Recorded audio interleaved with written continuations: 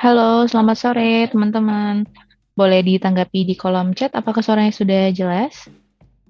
Teman-teman yang baru bergabung mungkin boleh ditanggapi di webinar chat ya. Suaranya sudah cukup jelas teman-teman? Kita sambil menunggu teman-teman yang lain ya. Oke, terima kasih Kak Veronica sudah jelas ya. Dan teman-teman yang lain, saya ucapkan selamat sore, selamat datang di Bootcamp 404 batch 233 untuk program algoritma dan pemrograman. Saya ucapkan terima kasih nih buat teman-teman di sore hari, weekend, tapi tetap semangat untuk menghadiri sesi uh, Zoom untuk algoritma dan pemrograman.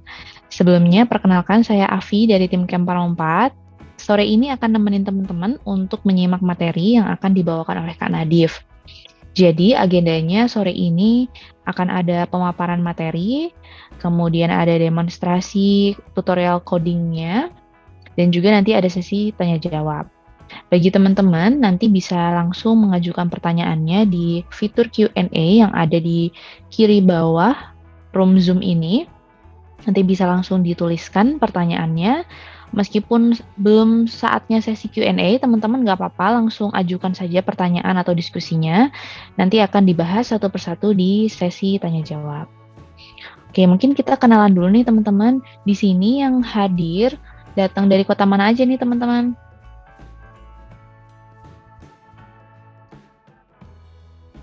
Kak Raisa, Kak Dimas, Kak Hoirul, Kak Putra. Oke, dari Bogor, Kota Hujan. Dari Madura, Kak Dimas. Oke, ini teman-teman beragam ya. Ada yang dari Bogor, ada yang dari Madura, dan ada yang dari kota-kota lain juga. Di sini teman-teman, apakah baru pertama kali ikut camp atau sudah pernah ikut di batch sebelumnya, teman-teman? Oke, baru pertama kali ya. Di sini mayoritas baru pertama kali ikut, dan bagi teman-teman ini adalah langkah yang tepat karena untuk bisa masuk ke uh, pemrograman, utamanya kita harus belajar dulu algoritma dan pemrogramannya yang akan nanti dijelaskan oleh Kak Nadif. Nah, mungkin kita akan coba masuk ke materinya. Kita sapa dulu. Halo Kak Nadif, selamat sore. Halo, selamat sore Mbak Asti. Oke, Kak Nadif. Mungkin sebelum masuk ke materi, boleh diceritain dong Kak Nadif sekarang lagi sibuk apa sih? Oke, baik.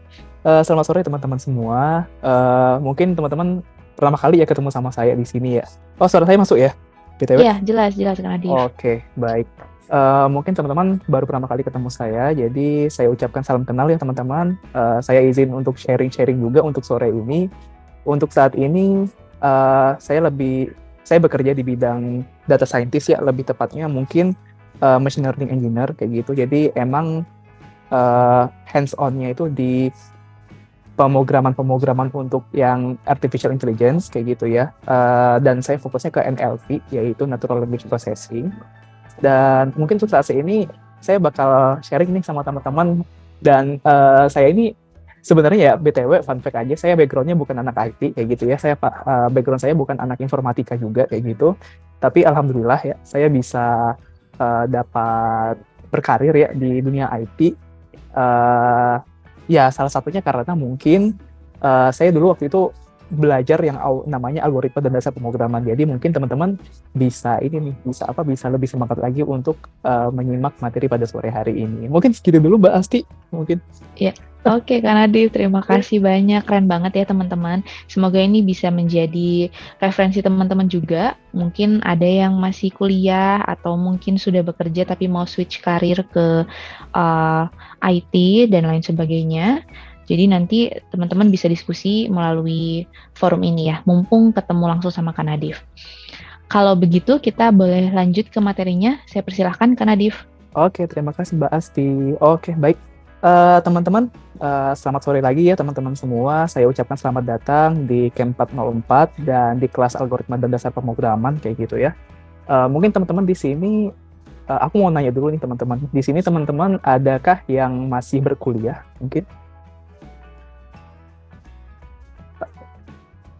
Oke, saya maba Kak. Oke, Kak Putra maba ya. Maba, ada yang maba apa nih Kak? BTW, Camaba. Oke, wah masih SMA malah. Keren-keren. Yang maba sama Camaba isi informasi. Oke, yang Camaba kira-kira mau masuk jurusan apa nih? BTW.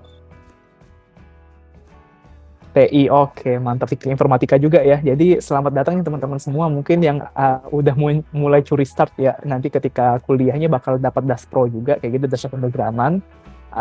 Atau mungkin algoritma dasar kayak gitu ya. Biasanya ntar semester 1, semester 2 kayak gitu tuh dapat nanti gitu ya. Jadi mungkin selamat datang teman-teman. Dan mungkin teman-teman di sini ada yang udah mau berkarir dan mau switch career kayak gitu ya. Dan penasaran aja. Atau mungkin teman-teman di sini ada yang penasaran aja kayak sebenarnya tuh di bidang-bidang IT atau informatika atau mungkin yang kita bilang ngoding gitu tuh sebenarnya dasarnya gimana sih kayak gitu. Nah, mungkin teman-teman berangkat dari motivasi-motivasi tersebut sehingga teman-teman bertemu sama kelas ini, bertemu dengan saya, bertemu dengan Mbak Asti juga kayak gitu di kelas ini. Saya harap ya untuk 2 jam ke depannya saya dapat sharing nih apa saja yang dapat saya bagikan, apa saja yang saya dapatkan dulu ya di proses pembelajaran saya selama switch career, bukan switch career juga sih, ya bisa bilang switch career juga sih kayak gitu ya, karena dulu background saya bukan IT kayak gitu ya, tapi masih saintek kayak gitu, jadi background saya dulu fisika kayak gitu ya, saya fisika, dan alhamdulillahnya mungkin waktu di kuliah dulu itu ada dapat mata kuliah kayak gini juga, algoritma dan dasar pemrograman, tapi dulu nama mata kuliahnya di kampus saya dulu namanya pengenalan teknologi informasi kayak gitu, dan mungkin sama aja sih sebenarnya bahasannya, dan itu yang salah satu gerbangnya saya mengerti, oh ternyata tuh ngoding itu kayak gini loh dasarnya kayak gitu. Jadi teman-teman, untuk teman-teman belajar ngoding itu sebenarnya bukan belajar bahasanya kayak gitu teman-teman, tapi teman-teman belajar gimana cara berpikirnya, gimana cara kita pola pikirnya kayak gitu. Jadi instead teman-teman nanti belajarnya, oh aku mau belajar ngoding nih, oh aku mau belajar Python kayak gitu. Nah itu aku bilang sih mungkin tepat, tapi emang agak sedikit kurang serp kayak gitu aku bilang ya. Bisa kurang mantep kayak gitu, karena kenapa? Karena teman-teman sebenarnya yang teman-teman pelajari itu adalah pola bagaimana cara kita berpikir kayak gitu. Kalau misal dulu saya namanya tuh computational thinking kayak gitu, berpikir secara komputasi kayak gitu ya. Nah jadi apa itu bedanya computational thinking sama berpikir kita seperti biasa? Sebenarnya sih sama aja kayak gitu ya. Tapi teman-teman tahu bahwasannya komputer itu tidak seperti manusia kayak gitu ya. Kalau manusia itu hal yang abstrak itu bisa dipikirkan sama manusia kayak gitu. Tapi kalau misalnya komputer itu nggak bisa. Dia tuh harus ada tahapan-tahapannya kayak gitu.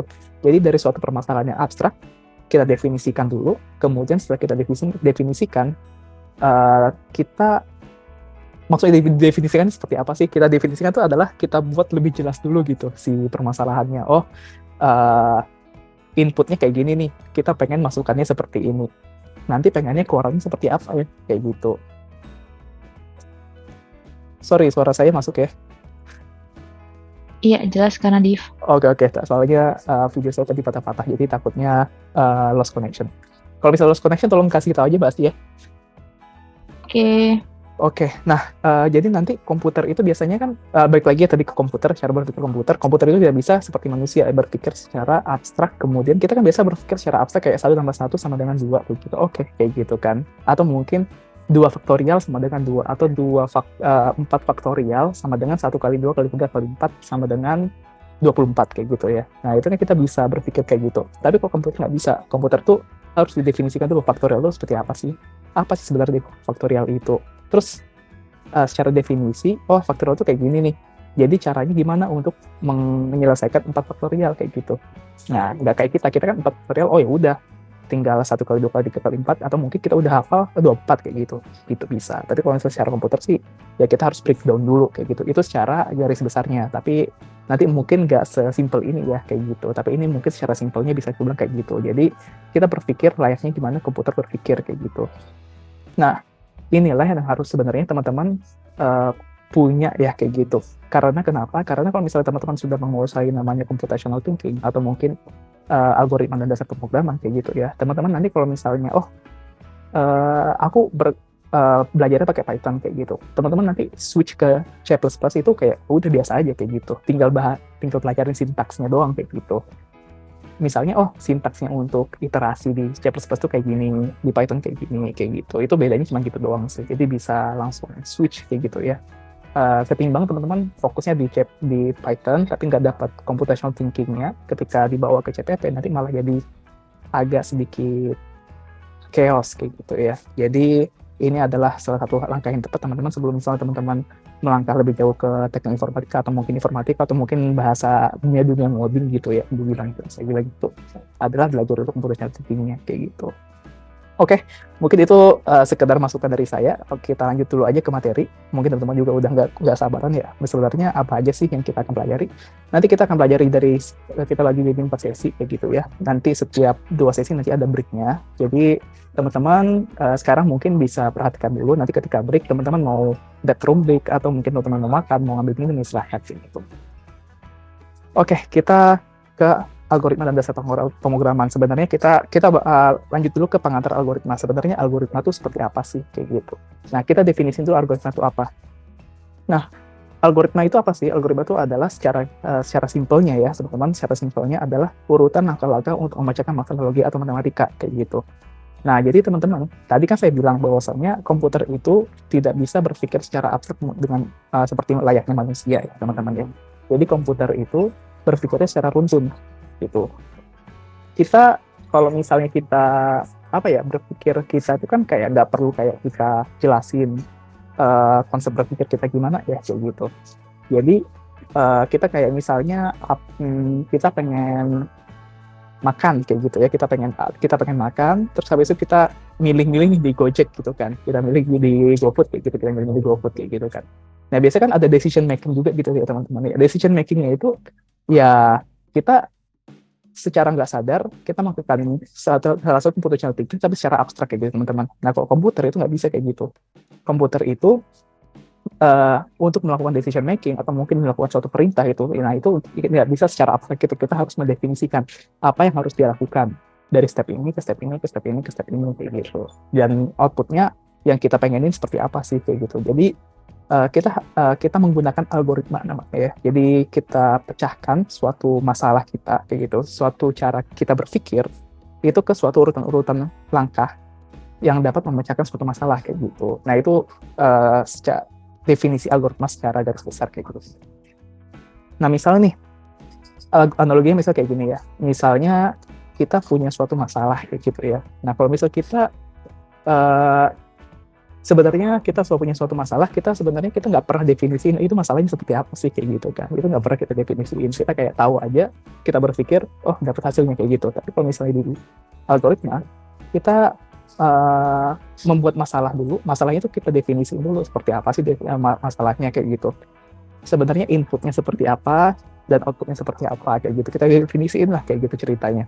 Nah kemudian kita buat suatu algoritma, kita pandu suatu, let's say kita punya komputer itu kan nggak bisa berpikir secara kayak kita ya. Nah kita jabarkan nih cara kita berpikir ke komputer kayak gitu. Nah itu yang namanya algoritma kayak gitu ya. Kita buat satu algoritma tuh. Misalnya kamu kalau misalnya mau buat faktorial, kamu tuh harus kali-kali dulu nih. Kamu jabarin, misal 4 faktorial, kamu jabarin 4, 3, 2, 1, terus kamu kaliin semuanya kayak gitu. Ceritanya kayak gitu ya. Tapi ntar nggak sesimpel itu paling. Nah kayak gitu misalnya. Nah jadi kita buat suatu algoritma, kita pandu si komputernya untuk menjalankan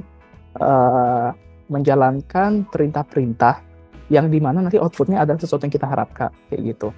Nah kemudian kita kasih program komputer, kita terserah mau pakai CPP, C++ kayak gitu, atau mungkin pakai Python, atau mungkin pakai bahasa-bahasa lain C, atau mau pakai JavaScript segala macam, terserah kayak gitu ya. Terus habis itu ntar kita akan dapatkan suatu solusi kayak gitu. Nah ini secara garis besarnya analogi algoritma kayak gitu. Oke, nah untuk algoritma sendiri biasanya kita menjabarkan. Kalau misalnya saya dulu waktu pertama kali belajar terkait ngoding gini, sebenarnya saya jujur aja saya kesulitan untuk menyampaikan apa yang ada di pikiran saya kayak gitu. Jadi jujur aja dulu waktu itu beberapa kali saya belajar ngoding gini, itu saya struggle banget karena kenapa? Karena memang saya tahu nih inputnya gini, outputnya gini kayak gitu. Saya tahu juga nih gimana cara berprosesnya di dalam komputer, tapi saya nggak bisa mendefinisikannya kayak gitu. Nah, biasanya kenapa saya bisa bagaimana cara mengovercome-nya itu. Nah, salah satu cara mengovercome-nya itu adalah saya menuliskan suatu coret-coretan ceritanya gitu ya, coret-coretan di kertas, gimana caranya kita dapat mendefinisikan langkah-langkahnya kayak gitu. Nah, caranya adalah ada 3 ini caranya sebenarnya, kalimat deskriptif, flowchart, sama pseudocode kayak gitu. Tapi sebenarnya saya biasanya lebih sering pakai flowchart gitu. Jadi saya biasa coret-coretnya itu di flowchart sampai sekarang ya. Bahkan saya sampai pas waktu saya masih kerja kayak gitu, saya juga sama masih kayak coret-coretan untuk flowchart. Tapi mungkin gak sesimpel yang dulu. Kalau dulu emang simpel banget kayak program untuk memutarbalikkan string kayak gitu ya. Itu kan mudah banget gitu ya. Nah, kalau sekarang udah lebih parah lagi lah flowchart gitu. Jadi sampai sekarang saya masih pakai flowchart karena apa? Karena kalau pakai flowchart ini paham alur berpikir kita gimana sebenarnya. Kan biasa antara flowchart itu ada start, ada end kayak gitu ya. Nah, jadi kita buat tuh dari start, terus habis itu butuh apa aja inputnya, terus habis itu fungsinya apa aja segala macamnya. Itu bisa kita jabarkan di situ. Dan ketika saya mempresentasikan ke orang kayak gitu, itu flowchart itu lebih mudah untuk saya jelaskan daripada pakai kalimat deskriptif sama pseudocode. Dan satu lagi, flowchart itu sebenarnya lebih karena saya suka gambar-gambar aja sih kayak gitu, dan enak untuk dilihat mata kayak gitu.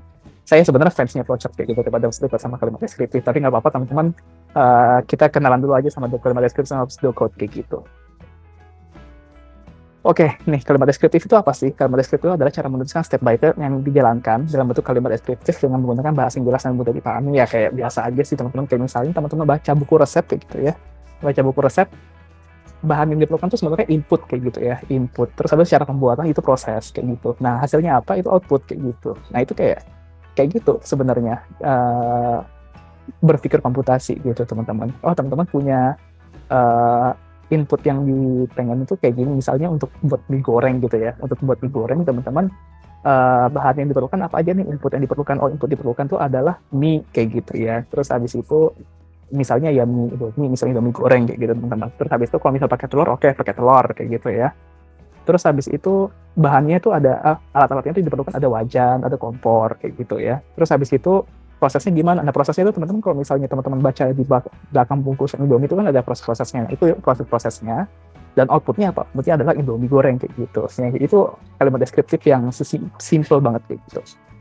Misal kayak gini lah ya, kita pengen buat telur mata sapi, ya udah step 1-nya ambil telur dan teflon, terus step 2-nya nyalakan kompor, step 3-nya pecahkan telur di atas teflon dan bolak-balik sampai matang, step 4-nya telur mata sapi siap disantap. Sesimpel itu aja sebenarnya. Ini adalah kalimat deskriptif teman-teman. Jadi kayak kita baca buku resep itu sebenarnya kalimat deskriptif juga, tapi untuk algoritma kayak gitu ceritanya. Tapi beda ya, kalau buku resep kan algoritma untuk masakan kayak gitu kan. Kalau ini kan beda, bukan algoritma untuk masakan sebenarnya nanti. Jadi misalnya teman-teman, contohnya ini menghitung segitiga kayak gitu. Komputer tuh nggak bisa menghitung segitiga. Kita harus mendefinisikan dulu kayak gitu. Gimana caranya kita menghitung luas segitiga kayak gitu. Nggak bisa kayak, luas segitiga tuh secara abstrak kayak gini nih, kayak gitu. Nggak bisa. Kayak gitu. Kita harus menjabarkan cara kita berpikir ke komputer. Jadi kita ngajarin komputer itu untuk menghitung luas segitiga. Jadi kayak, let's say dia bayi lah kayak gitu. Komputer tuh bayi kayak gitu ya. Komputer tuh bayi, dan bahasa bayi itu kan beda ya sama kita ya. Nah, jadi kita harus memberitahukannya dengan bahasanya dia kayak gitu. Nah, jadi kita kasih tahu nih, cara untuk menghitung segitiga itu satu, kamu tuh butuh alas dan tinggi segitiga gitu loh. Jadi kita masukkan alas dan tinggi segitiga kayak gitu. Kemudian yang kedua, kita definisikan luas segitiga itu gimana sih? Luas segitiga itu adalah kamu kaliin alas, kaliin tinggi, kaliin setengah kayak gitu. Nah, kemudian nanti outputnya itu adalah tampilkan luas segitiga yang udah dihitung gitu. Jadi ya kayak kita pengen ngajarin anak kecil lah gitu ceritanya ya. Kemudian ini untuk deskriptif, kalimat deskriptif. Nah, kemudian untuk flowchart nih. Flowchart itu adalah kita menuliskan step by step menggunakan simbol-simbol diagram alir. Nah, sebenarnya teman-teman, kalau misalnya teman-teman nanti mau menggunakan flowchart, itu perhatikan juga bagan-bagannya ya, bentuk-bentukannya, karena setiap bentuk itu, misalnya persegi sama jenjang itu beda maknanya kayak gitu ya. Ya teman-teman terperhatikan aja kalau misalnya teman-teman pengen lebih mungkin di sini akan saya spill beberapa kayak gitu ya. Nanti teman-teman ada yang lebih lengkapnya lagi, mungkin teman-teman bisa cari di internet kayak gitu. Itu banyak banget gimana caranya kita bagian-bagian itu artinya ini apa, arti ini apa gitu. Dan fun fact saja, dulu kan saya ada selain mata kuliah pemrograman dasar juga, saya juga dulu ada mata kuliah karena saya backgroundnya fisika ya, jadi dulu itu ada mata kuliah fisika komputasi kayak gitu. Nah, setiap kan fisika komputasi itu lebih ke metode numerik untuk menghitung suatu, misalnya persamaan diferensial gitu ya. Persamaan diferensial itu kan ada kayak semacam penyelesaian secara numeriknya gitu kan ya. Nah, penyelesaian secara numeriknya itu kita jabarin mungkin pakai metode-metode sesuatu lah gitu ya. Nah, metode-metode ini yang kita jabarin pakai flowchart, dan dulu dosen saya itu lebih menerima kalau misalnya kita udah buat kodenya gitu ya, kita lampirin juga flowchart yang cara kita berpikir tuh gimana kayak gitu. Karena kenapa? Karena untuk membiasakan kita itu berpikir struktur dan tidak ada yang terlewat kayak gitu. Nah, jadi biasanya dosen saya emang kudu pakai flowchart, dan dia tuh orangnya strict banget. Flowchartnya itu emang bener-bener harus kayak, oh nggak bisa nih input tuh pakai tanda kayak gini kayak gitu, input pakai persegi nggak bisa, input pakai input nggak bisa, input tuh harusnya pakai ini kayak gitu. Itu dia strict banget. Jadi teman-teman bisa coba aja nih kalau misalnya teman-teman baru mulai untuk ngoding, misalnya teman-teman ada suatu permasalahan case, misalnya suatu case yang paling simple, let's say memutarbalikkan string kayak gitu ya teman-teman, memutarbalikkan string misalnya dari hello jadi OLLE A kayak gitu, oleh gitu ya. Nah, itu gimana caranya tuh? Nah, teman-teman mungkin bisa buat studi kasus gitu aja, terus teman-teman ntar buatin tuh si flowchartnya gimana nih, apa yang perlu dimasukin segala macam kayak gitu. Nah, cara buatnya gimana mungkin kita akan bahas di sini. Nah, ini adalah simbol-simbol yang teman-teman harus wajib ketahui untuk flowchart. Yang pertama tuh ada ini, itu biasanya ini 1, 2, 3, 4, 5, 6, ada segi 6 ya. Maaf, saya harus menghitung dulu ini.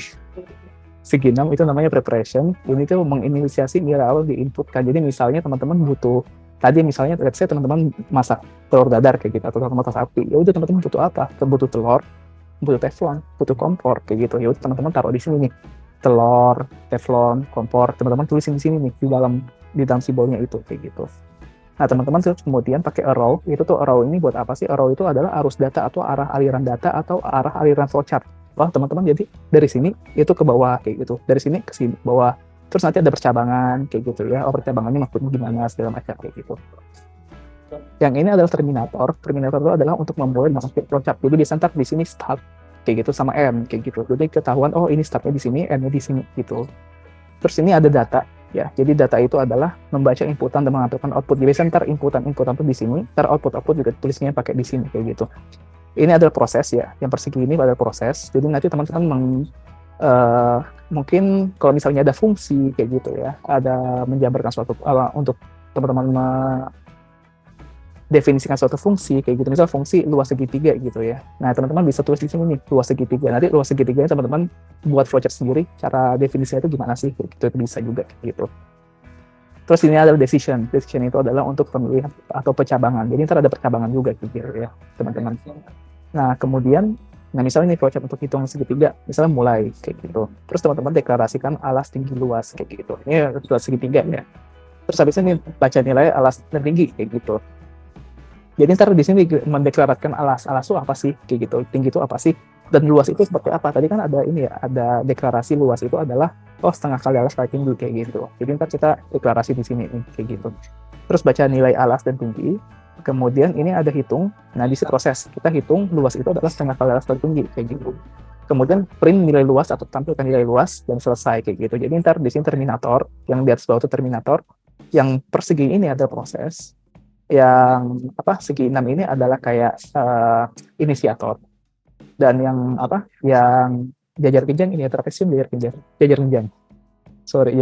kenjang ini adalah inputan kayak gitu. Nah, sama output ya, ini input di sini dan di sini adalah outputnya. Nah, yang kedua adalah pseudocode. Yang terakhir ada pseudocode. Pseudocode ini lebih kayak kita membuat codingan kayak gitu, kita buat kode kayak gitu, tapi pseudo itu kayak kodenya itu kode yang bukan bahasa pemrograman juga gitu, tapi kode yang bisa kita mengerti juga kayak gitu ya. Jadi ini adalah sebuah kode yang digunakan untuk menulis sebuah algoritma dengan cara yang bebas dan tidak terikat dengan bahasa pemrograman tertentu. Jadi ini kayak freestyle coding kayak gitu ya, bisa dibilang freestyle coding kayak gitu. Dan kayak kita definisinya apa kayak gitu, terus habis itu definisi variabel ini kayak gitu. Dulu saya belajarnya pakai Pascal kayak gitu ya teman-teman. Jadi Pascal itu bukan pseudocode juga sih, itu bahasa pemrograman kayak gitu, tapi udah jadul banget. Dan dulu saya juga buat pseudocode itu ya literally mirip-mirip sama kayak Pascal kayak gitu waktu itu. Nah itu tuh lebih apa ya, kita mendefinisikan variable ini ntar bentukannya adalah integer, variable ini adalah bentukannya integer, variable ini bentuknya float kayak gitu tuh. Di pseudocode saya definisi seperti itu. Tapi mungkin ini bebas ya teman-teman, nggak terikat sama bahasa program tertentu. Jadi teman-teman kalau misalnya mau buat pseudocode yang mungkin let's say yang bisa dimengerti sama orang-orang lain kayak gitu ya, mungkin kayak ya sebebas-bebasnya teman-teman lah kayak gitu. Yang penting gimana caranya kode ini bisa dimengerti sama orang lain kayak gitu. Dan apa yang dibutuhkan di dalam kode-kode ini itu tuh kayak misal struktur data, terus habis itu definisi suatu fungsi atau definisi suatu proses kayak gitu ya. Terus habis itu input outputnya apa, itu bisa dijelaskan semuanya di pseudocode kayak gitu. Yang penting itu aja sih sebenarnya. Jadi nggak terbatas, saya dulu kan pakai Pascal gitu, teman-teman harus pakai Pascal nggak juga. Jadi teman-teman bebas mau gimana, yang penting jelas aja sebenarnya alur berpikir teman-teman itu gimana, tapi dalam satu kode yang bisa dibilang bukan kode pemrograman juga sih kayak gitu. Misalnya kayak gini nih, contoh pseudocode, algoritma perhitungan. Jadi algoritma perhitungan itu penghitung luas segitiga dengan input alasan tinggi kayak gitu. Terus kita deklarasi, declare. Nah declare itu kayak mendeklarasikan. Mendeklarasikan itu adalah kayak semacam kita tuh ntar kita butuh variabel ini nih, kita butuh variabel alas, tinggi dan luas kayak gitu. Nah jadi kita definisiin dulu gitu. Apa aja yang komputer ini bakal ketemu, variabel-variabel apa aja yang bakal ditemukan oleh komputer ini. Nanti bakalan ada alas, bakalan ada tinggi, dan bakalan ada luas kayak gitu. Nah, integer ini apa sebenarnya? Integer ini adalah bentuk tipe data. Nanti teman-teman mungkin kita akan belajar juga tipe data kayak gitu. Tipe data integer kayak gitu. Jadi si komputer ini nanti ketemu sama variabel-variabel alas, tinggi, luas, yang dimana alas, tinggi, luas ini adalah tipe data integer atau tipe data bilangan bulat kayak gitu ya. Bilangan yang 1, 2, 3, 4 kayak gitu. Nanti teman-teman bakal tahu ya bedanya integer sama float. Float itu bisa koma, integer itu biasanya nggak bisa koma kayak gitu. Kemudian nanti ada implementasi atau deskripsi. Jadi misalnya inputnya itu apa? Inputnya itu alas tinggi kayak gitu. Set. Jadi nanti di sini kita deklarasiin inputnya itu adalah yang alas dan tinggi kayak gitu. Jadi nanti variabel alas dan tinggi itu jadiin sebagai input.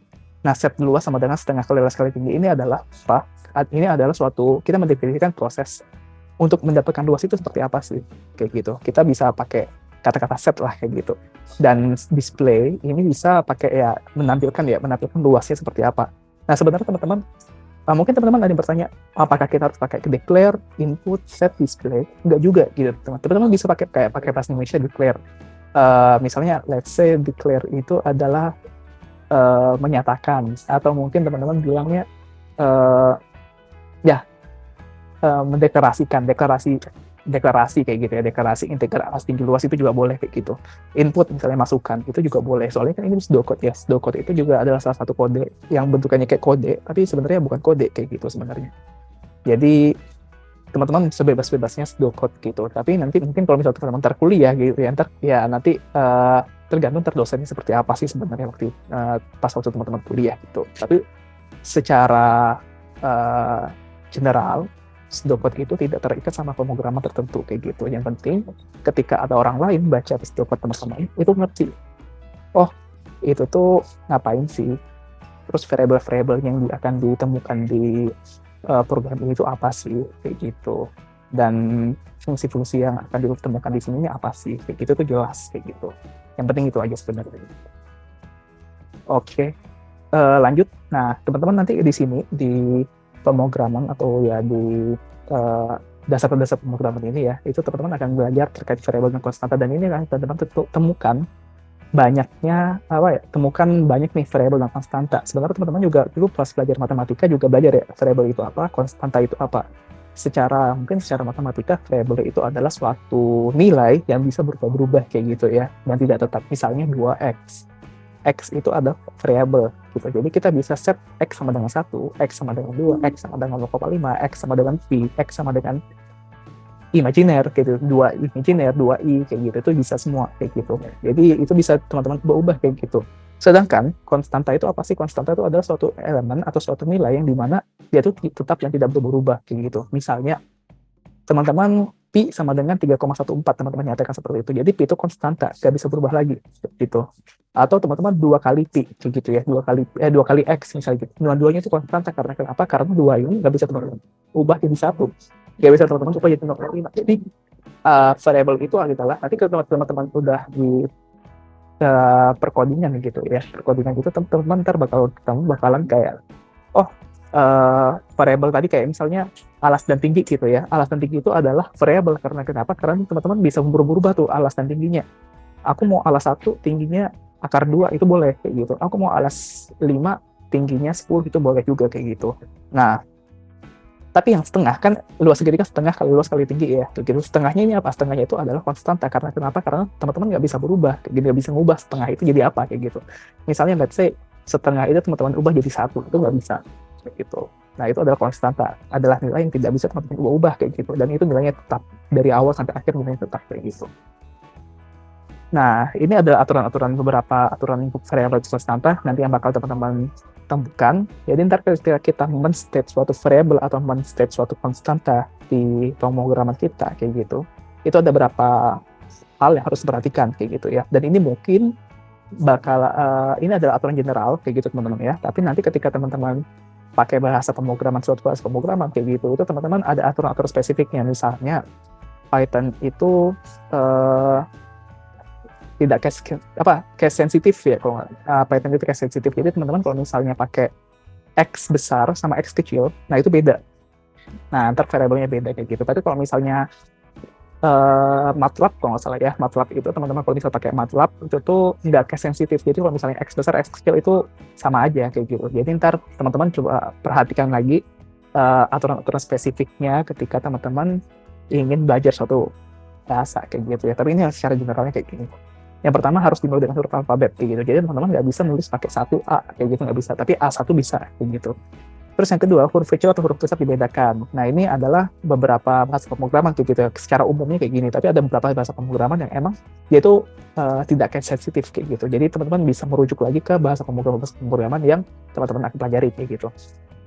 Yang ketiga, karakter menyusun variabel hanya boleh menggunakan huruf alfabet, angka, dan garis bawah. Jadi nggak bisa teman-teman pakai A pakai tanda seru gitu. A pakai exclamation mark itu nggak bisa. Atau A pakai at kayak gitu itu nggak bisa kayak gitu. Yang terakhir adalah tidak boleh menggunakan spasi. Nah, jadi misalnya teman-teman luas segitiga. Harus pakai luas underscore segitiga mungkin. Nggak bisa luas spasi segitiga, nggak bisa gitu. Nah, itu adalah aturan berapa variabel dan konstanta yang harus teman-teman ketahui untuk men-state suatu variabel dan konstanta. Jadi ketika kita buat variabel dan konstanta, kita harus buat namanya dulu nih kayak gitu. Namanya apa sih variabel ini? Nama ini konstanta ini apa sih namanya kayak gitu. Jadi kita harus step dulu kayak gitu.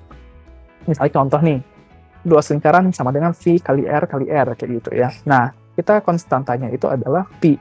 Soalnya Pi itu pasti tetap ya 3,14. Nggak mungkin kita biasanya, nggak mungkin kayak, aku pengen Pi itu setengah deh. Gitu nggak bisa. Gitu. Aku pengen Pi itu, coba ubah deh, pengen jadi 1. Itu nggak bisa. Kayak gitu. Pi itu udah pakem 3,14 nilainya gitu ya. Jadi, Pi ini adalah suatu konstanta karena nilainya adalah tetap. Jadi nanti kita buat Pi sama dengan 3,14 kayak gitu. Jadi dari awal sampai akhir Pi itu pasti 3,14, nggak bisa berubah-ubah kayak gitu. Nah jadi di sini kita buat konstan. Kenapa konstan? Karena kita ingin memberitahu ke orang-orang, Pi itu adalah konstanta dan nilainya adalah tetap kayak gitu. Dan ini yang kedua adalah variable. Kita declare R sama dengan 6. Kenapa pakai declare? Karena declare itu kita menyatakan, R-nya berapa sih, gitu. Dan R ini bisa berubah-ubah. Kita bisa buat 6, bisa buat 7, bisa buat akar 2, bisa buat 2 kali imajiner, kayak gitu juga boleh, kayak gitu. Karena kenapa? Karena R itu adalah jari-jari dan ini bisa berubah-ubah, tergantung nanti kasusnya seperti apa sih, kayak gitu. Oke, kalau misalnya ada pertanyaan, silakan bisa nanya aja langsung ya di kolom chat. Jadi jangan nunggu nanti sesi Q&A kayak gitu. Nah, oke, kita akan share terkait tipe data sih, begitu ya. Tipe data itu apa sih? Tipe data itu adalah tipe data digunakan untuk merepresentasikan nilai suatu data sesuai dengan bahasa pemrograman digunakan. Jadi sebenarnya nanti tipe data itu setiap bahasa pemrograman mungkin beda-beda kayak gitu ya teman-teman. Jadi nanti teman-teman bisa merujuk ke bahasa pemrograman tertentu kayak gitu. Kalau misalnya teman-teman belajar Python, nanti teman-teman baca-baca itu tipe data Python itu seperti apa sih kayak gitu. Atau mungkin teman-teman belajar C++, tipe data C++ itu seperti apa sih. Tapi secara general mungkin ada beberapa yang sama kayak gitu, jadi kebanyakan sama kayak gitu, mungkin ada sedikit berbedanya tapi nggak apa sih. Nah, kita bahasnya dengan secara general dulu aja. Nah, jenis tipe data yang secara general itu ada char, string, integer, sama boolean kayak gitu. Sebenarnya char, string, integer, boolean itu seperti apa sih? Nah, nanti kita akan bahas dulu lanjut lagi. Char itu seperti apa sih? Char itu misalnya kita char itu dari kepanjangan dari karakter, gitu teman-teman ya. Char itu kepanjangan dari karakter, dan dia itu misalnya kita ada kata-kata hello gitu ya. Nah, hello itu H, E, L, L, O, itu masing-masing adalah char kayak gitu. Nah, kumpulan dari char ini adalah membentuk suatu string. Jadi hello itu ada suatu string, di mana dia itu merupakan kumpulan dari suatu kumpulan dari char-char kayak gitu. Jadi H, E, L, L, O itu adalah charnya kayak gitu. Dan hello itu adalah stringnya kayak gitu. String itu bisa dibilang kayak kata lah, kita bisa bilang kata gitu ya teman-teman ya, atau mungkin kalimat kayak gitu, suatu struk yang dimana dibentuk dari suatu char kayak gitu, dari kumpulan char gitu. Kemudian ada integer. Integer itu adalah bilangan bulat, tadi ya saya bilang ya, bilangan bulat. Sebenarnya nanti ada lagi satu lagi float kayak gitu ya, float atau double. Mungkin ntar ada beberapa bahasa pemrogram namanya double, ada bahasa pemrogram namanya float kayak gitu ya. Jadi ntar teman-teman merujuk bahasa pemrograman yang mungkin teman-teman pelajari kayak gitu, beda-beda biasanya kayak gitu ya. Jadi integer itu semacam nilai angka tapi nggak bisa koma. Nah, ntar double atau float mungkin gitu ya. Double itu kalau nggak salah saya lupa deh, double itu kalau nggak salah di CPP kalau nggak salah di CPP, kalau di mungkin correct me if I wrong aja kalau misalnya teman-teman yang lebih tahu gitu ya. Double itu mungkin di CPP, kalau misalnya float itu biasa di Python kayak gitu ya, atau mungkin dua-duanya ada kayak gitu kalau nggak salah, saya juga lupa kayak gitu ya. Nah, double sama float ini mungkin adalah angka tapi bisa koma, kayak 1,5 itu double atau float kayak gitu ya, tapi dia bukan integer kayak gitu. Nah, kemudian terakhir ada boolean. Boolean itu semacam logika yes or no. Jadi true or false kayak gitu. Dia cuma true or false aja nilainya. Oh, ini true, ini false. Misalnya 1 tambah 1 sama dengan 2. Itu kan true. Nah, itu nanti tipe datanya adalah boolean kayak gitu. Atau mungkin 1 tambah 1 sama dengan 3. Itu kan false. Nah, itu tipe datanya ntar boolean kayak gitu. Nanti ini kena buat apa? Biasanya boolean ini dipakai buat satu decision if else kayak gitu ya. Nanti kalau teman-teman buat percabangan if else udah pakai boolean, atau nanti teman-teman ada yang kayak pakai iterasinya tuh pakai do while kayak gitu, atau pakai while atau for enggak sih, pakai while gitu, while do kayak gitu ya. Itu biasanya terpakai boolean kayak gitu ya. Jadi nanti teman-teman akan belajar terkait boolean itu seperti apa sih sebenarnya, buat apa sih sebenarnya. Nah, ini jenis tipe data secara general. Mungkin akan lebih banyak lagi, mungkin nanti teman-teman ada belajar terkait list kayak gitu ya. Ntar ada teman-teman tipe data yang mungkin kok ada ya tipe data seperti ini tuh, nanti beda-beda setiap bahasa pemrograman. Jadi ntar teman-teman bisa merujuk ke bahasa pemrograman yang teman-teman pelajari kayak gitu ya. Nah, ini kan secara general aja karena kita emang tidak merujuk ke suatu bahasa pemrograman tertentu sekarang ya, untuk sekarang ini kayak gitu. Jadi kita bahas yang ini aja dulu kayak gitu. Nah, ada operator dalam pemrograman. Operator pemrograman itu ada 3 sebenarnya ya. Jadi ada operator aritmatika, perbandingan, sama logika gitu. Nah, sebenarnya ini adalah cara kita berpikir ya, tapi kita breakdown jadi yang lebih simple lagi kayak gitu ya. Ada operator aritmatika, perbandingan, sama logika. Aritmatika seperti apa? Aritmatika itu kayak perhitungan matematis seperti biasa, 1 tambah 1, 2 tambah 2, 3 tambah 3, segala macam, 3 kurang 4, atau 1 kali 2, kayak gitu segala macam. Ada operator perbandingan. Operator perbandingan itu biasanya kayak gitu, kalau kita di matematika kayak lebih besar dari sama dengan, kurang dari sama dengan, segala macam. Terus yang ketiga adalah operator logika. Operator logika itu untuk membandingkan suatu perbandingan kayak gitu. Misalnya ya, yang hasilnya ada true or false kayak gitu ya. Oke, ini operator matematika. Nanti di sini ada perpangkatan. Biasanya pakai tanda petik petik ini lah kayak gitu ya. Biasa ada di angka 6 itu. Tapi teman-teman lihat dulu aja di bahasa pemrograman tertentu gitu, biasanya ini nggak kayak gini bentukannya. Bentukannya ini biasanya pakai, ada yang kalau misal Python kalau nggak salah ya, atau CPP saya lupa juga, kebalik-balik biasanya itu pakai asterisk gitu. Ada yang pakai double asterisk itu untuk perpangkatan. Kalau nggak salah itu CPP kalau nggak salah ya. Correct me if I'm wrong aja sih sebenarnya. Nah, jadi ini ada yang pakai perpangkatan, ada yang pakai kayak gini. Kalau nggak salah itu kalau misalnya MATLAB itu pakai yang ini ya, pakai yang bentukannya kayak gitu. Kalau nggak salah kayak gitu. Tapi ada juga yang pakai double asterisk kayak gitu juga ada kayak gitu. Jadi terlihat aja merujuk ke bahasa pemrograman tertentu yang teman-teman akan pelajari gitu. Tapi mungkin nanti di sini ada perpangkatan, ada perkalian, ada pembagian, ada sisa pembagian atau modulo, kemudian ada penjumlahan dan ada pengurangan kayak gitu. Ini mungkin teman-teman udah paham ya kayak gitu. Mungkin yang teman-teman yang berpaham itu adalah modulo kayak gitu. Modulo itu seperti apa sih? Modulo itu sebenarnya adalah sisa pembagian. Misalnya 7 bagi 2. Itu kan 7 bagi 2 adalah 3 sisa 1 kayak gitu kan. Jadi modulo itu adalah yang menunjukkan hasil sisanya kayak gitu. Oh, 7 bagi 2 adalah 3 sisa 1, jadi 7 modulo 2 adalah 1 kayak gitu. 4 modulo 2, 4 bagi 2 itu adalah 2 sisa 0, maka 4 modulo 2 adalah 0 kayak gitu. Jadi dia tuh menunjukkan oh sisa pembagiannya berapa sih kayak gitu.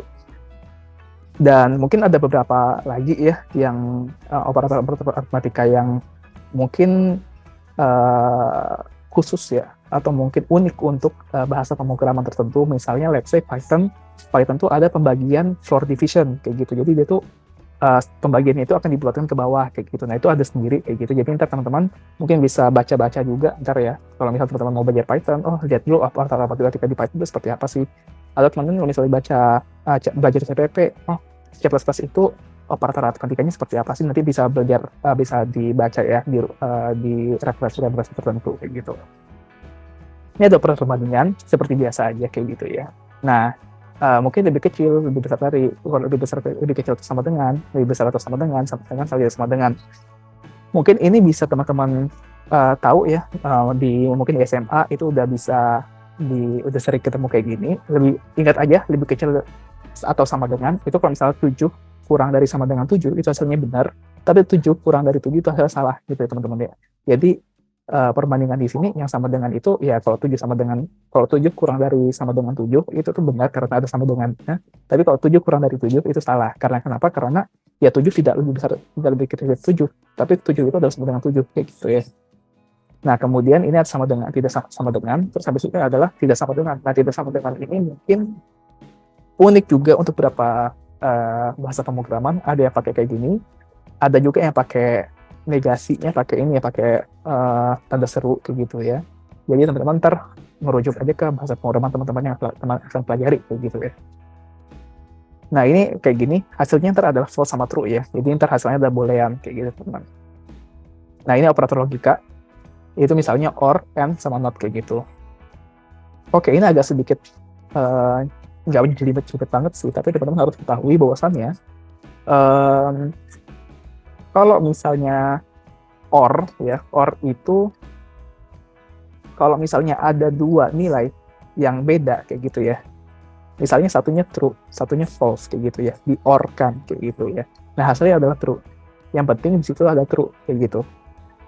Nah kalau misalnya tidak ada true-nya, dia pasti false kayak gitu. Misalnya false or false kayak gitu ya. Misalnya 7 kurang dari 2, nih 7 kurang dari 2 atau 7 lebih dari 2. Ini kan ada true-nya ya. Ini ada true-nya nih. Ada yang nilainya true kayak gitu. 7 lebih dari 2 bener kayak gitu. Tapi 7 kurang dari 2 itu salah kayak gitu. Tapi kalau pakai or, maka hasilnya adalah true kayak gitu. Nah, misalnya let's say misalnya Jokowi adalah presiden kita saat ini kayak gitu ya. Terus abis itu atau misalnya 1 tambah 1 sama dengan 3 kayak gitu ya. Nah itu kan 1 tambah 1 sama dengan 3 itu salah ya sebenarnya, tapi ada yang benar di sini, ada salah satu statement yang benar, maka hasil or-nya itu adalah benar kayak gitu. Jadi itu adalah or. Nah kalau and atau dan itu tuh harus sama kayak gitu. Jadi kalau misalnya dia ada false, dia tuh pasti false kayak gitu. Misalnya 7 misalnya 1 tambah 1 sama dengan 2 dan 1 tambah 1 sama dengan 2 dan Solo adalah ibu kota Jawa Tengah kayak gitu ya. Solo adalah ibu kota Jawa Tengah, 1 tambah 1 sama dengan 2 dan Solo adalah ibu kota Jawa Tengah. Nah, Solo ibu kota Jawa Tengah kan salah sebenarnya ya. Jadi 1 tambah 1 sama dengan 2 dan Solo adalah ibu kota Jawa Tengah, itu hasilnya adalah salah. Karena kenapa? Karena ya ada satu statement salah kayak gitu. Jadi untuk dan itu harus dua-duanya sama kayak gitu. Harus ada, kalau misal dia beda atau ada false-nya, dia pasti false kayak gitu ya. Jadi misalnya true and false itu hasilnya false, false and true itu hasilnya false, false and false hasilnya false, tapi true and true hasilnya adalah true kayak gitu. Jadi dia tuh untuk mendapatkan true pakai that itu harus dua-duanya benar kayak gitu teman-teman. Dan yang terakhir ada not itu adalah negasi aja sih sebenarnya. Jadi kalau misalnya not 7 kurang 2 hasilnya true, ya benar karena gitu. Karena kenapa 7 kurang 2 kan salah, tapi pakai not kayak gitu, ya udah berhasilnya ntar true kayak gitu. Oke, ini adalah yang terakhir ya di sesi 1. Kita ke sesi 2 dulu aja, ntar biasanya kita baru istirahat sebentar lah gitu ceritanya. Oke, kita akan menyelesaikan salah satu persoalan sederhana ya. Tadi kan kita udah berkenalan terkait algoritma itu seperti apa, kayak gitu. Dan kita mungkin belajar terkait dasar-dasar pemrograman kayak tipe data segala macam. Secara garis besar, kita akan menyelesaikan suatu persoalan sederhana gitu ya. Oke, nah sebelum menjalankan ini kita akan belajarnya mungkin pakai Python ya, biar lebih biar lebih teman-teman bisa membayangkan kayak gitu. Teman-teman kalau misalnya nggak pakai Python juga nggak apa-apa pakai CPP kayak gitu, tapi mungkin sekarang kita pakai Python karena Python itu adalah salah satu bisa dibilang high level language kayak gitu ya, di mana language-nya itu bahasanya itu yang lebih mudah kita pahami kayak gitu. Kalau misalnya saya bisa bandingkan, kalau misalnya dulu saya pelajari pakai C++ kayak gitu ya, itu agak sedikit bahasa komputer kayak gitu bisa dibilang ya, bahasa yang agak sedikit jelimet untuk mungkin orang-orang yang baru beginner kayak gitu ya, untuk berlabuh ke dunia informatikanya. Karena biar teman-teman nggak terlalu jelimet belajarnya, teman-teman mungkin bisa pakai Python aja biar lebih mudahnya kayak gitu. Jadi teman-teman bisa install dulu aplikasi Pythonnya di sini, kemudian untuk editornya bisa teman-teman menggunakan Visual Studio Code kayak gitu. Nah, nanti instalasinya ada di sini, teman-teman bisa ikutin aja kayak gitu. Nah, kalau misalnya belum bisa, atau mungkin teman-teman belum sempat kayak gitu, teman-teman bisa menggunakan Google Colab. Kalau saya pakai Google Colab kayak gini ya. Nah, Google Colab itu kayak semacam Jupyter Notebook. Nanti teman-teman ada namanya Jupyter Notebook. Jupyter Notebook ini adalah di mana teman-teman bisa ngoding Python kayak gitu ya, tapi pakai sel-sel gini. Jadi dia tuh pakai per sel gini nih. Jadi dia per sel kayak gini. Nah, ini bisa teman-teman coba aja, namanya Colab, Google Colab, dan ini gratis kok teman-teman. Jadi teman-teman bisa pakai Google Colab untuk ya mungkin sekedar kayak pengen nyoba apa gitu, itu bisa di sini gitu. Nanti mungkin akan saya demokan juga ya gimana cara makainya nanti. Oke, mungkin ini nih kasus yang pertama adalah uang jajan misalnya. Bambang menerima uang saku dengan jumlah tidak menentu dari uang orang tuanya. Periode penggunaan uang saku itu juga tidak terlalu sama. Kadang diberi uang saku untuk 7 hari, kadang untuk 10 hari, dan lain waktu bisa 30 hari. Nah, kita pengen nih Bambang itu ngebantu Bambang untuk mengalokasikan per harinya itu dia tuh bisa spending berapa sih kayak gitu. Per harinya itu dia bisa maksimal spendingnya berapa kayak gitu. Nah, itu mungkin persoalan sederhana ya. Nanti akan tampilkan jumlah alokasi uang jajan per hari kayak gitu. Nah, ini mungkin kasus yang pertama kayak gitu ya. Nah, kita mungkin agak sedikit saya akan demokan juga gimana cara pakai Google Colab-nya. Ini saya bisa dulu aja deh. Nah, di sini ada kode, ada teks ya gitu teman-teman. Saat ini masih di PPT-nya Kak Nadif. Oke, sorry, saya lupa saya nge-share parsial, bukan pakai desktop.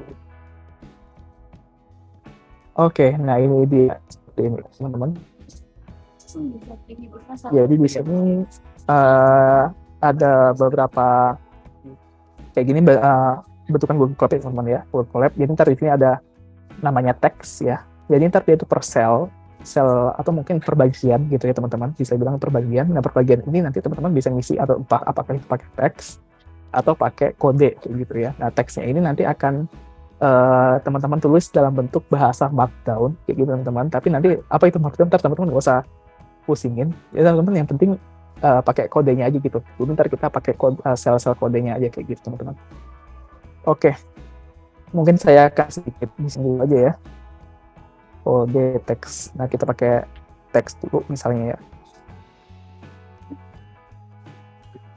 Saya pakai ini dulu.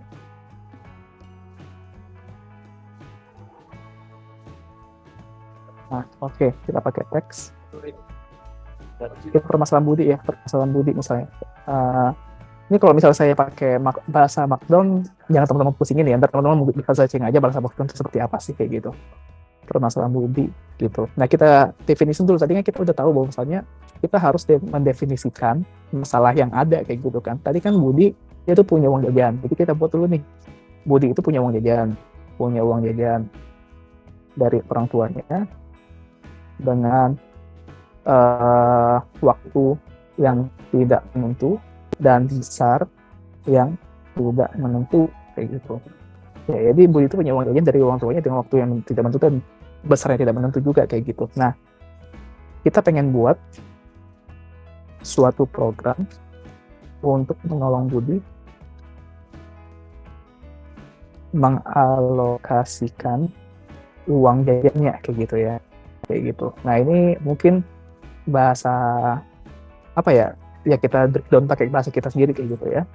Nah, kalau misalnya teman-teman pakai bahasa flowchart gitu ya, ini teman-teman bisa pakai start kayak gitu ya. Startnya apa? Oh, start. Terus habis itu ntar inisiatornya itu apa sih? Inisiatornya itu adalah uang jajan Budi berapa yang dikasih, kemudian rentang waktunya itu berapa kayak gitu kan. Nanti dan yang terakhir adalah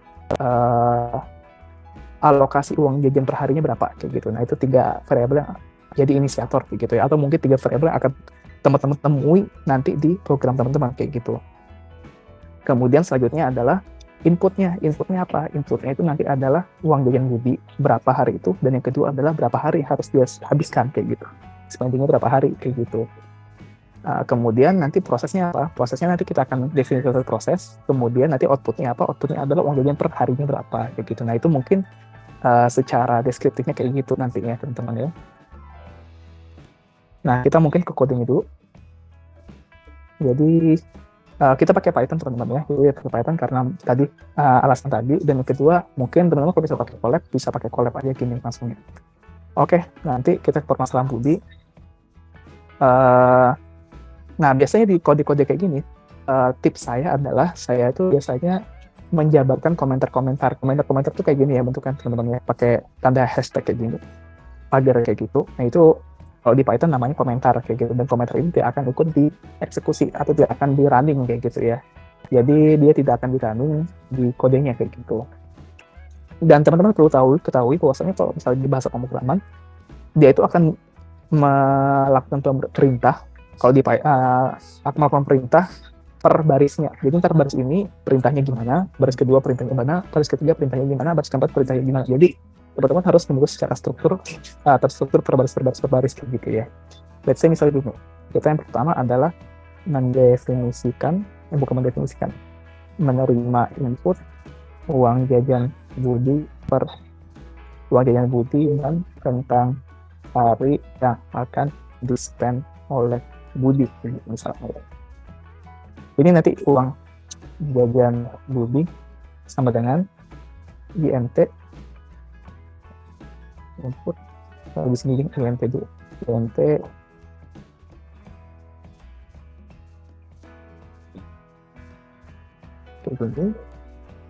terus habis itu yang kedua adalah rentang hari. INT rentang hari. Misalnya gini ya. Nah, jadi ini menerima input uang jajan Budi. Jadi di sini sebenarnya seperti apa sih? Sebenarnya itu yang di sini. Oh ya, kalau misalnya nggak kelihatan, tolong kabarin aja teman-teman ya.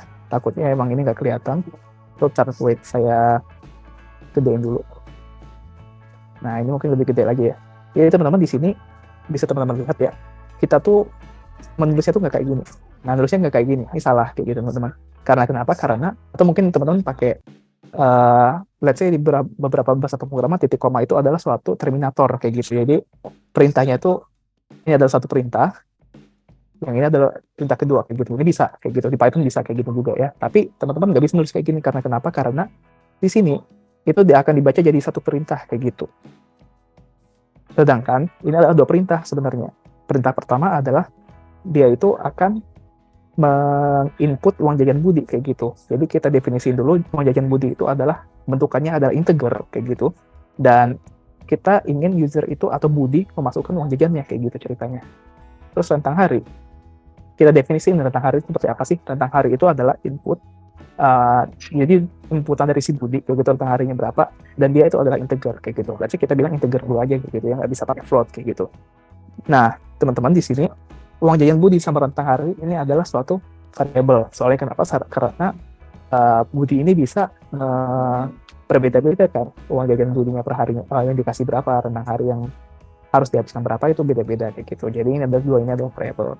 Nah, yang pertama itu adalah menerima input kayak gitu. Nah, yang kedua adalah menghitung uang jajan Budi untuk 1 harinya berapa gitu. Nah, jadi di sini bisa dibilang ya, ini adalah kayak semacam flowchart kayak gitu. Kalau teman-teman udah punya flowchart, teman-teman udah bisa buat komentar-komentar kayak gini aja kayak gitu. Jadi kayak oh inputnya ini, jadi berarti step satu bagian ini itu adalah untuk menerima input yang bagian budi kayak gitu. Nah, yang kedua itu ada proses kayak gitu. Nah, prosesnya apa? Proses itu kita menghitung jajan budi untuk satu harinya berapa kayak gitu.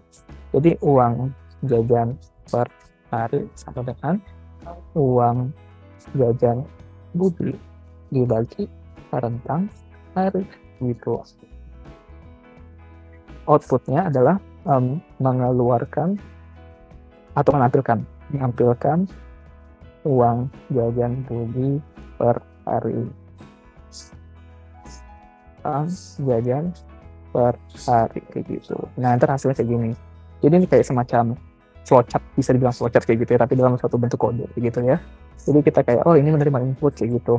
Kita definisi menerima input seperti ini, satu proses kayak gitu ya. Ini proses lain lagi nih kayak gitu. Terus ini proses lain lagi gitu. Jadi ini namanya caranya kita mungkin bisa bilang berpikir komputasi kayak gitu ya, dengan masalah yang sederhana. Kalau misalnya kita secara manusia, oke kita langsung tetap di pikiran kita kayak gitu. Tapi kalau misalnya di komputer nggak bisa kayak gitu. Kita harus mendefinisikan. Nah, kita running.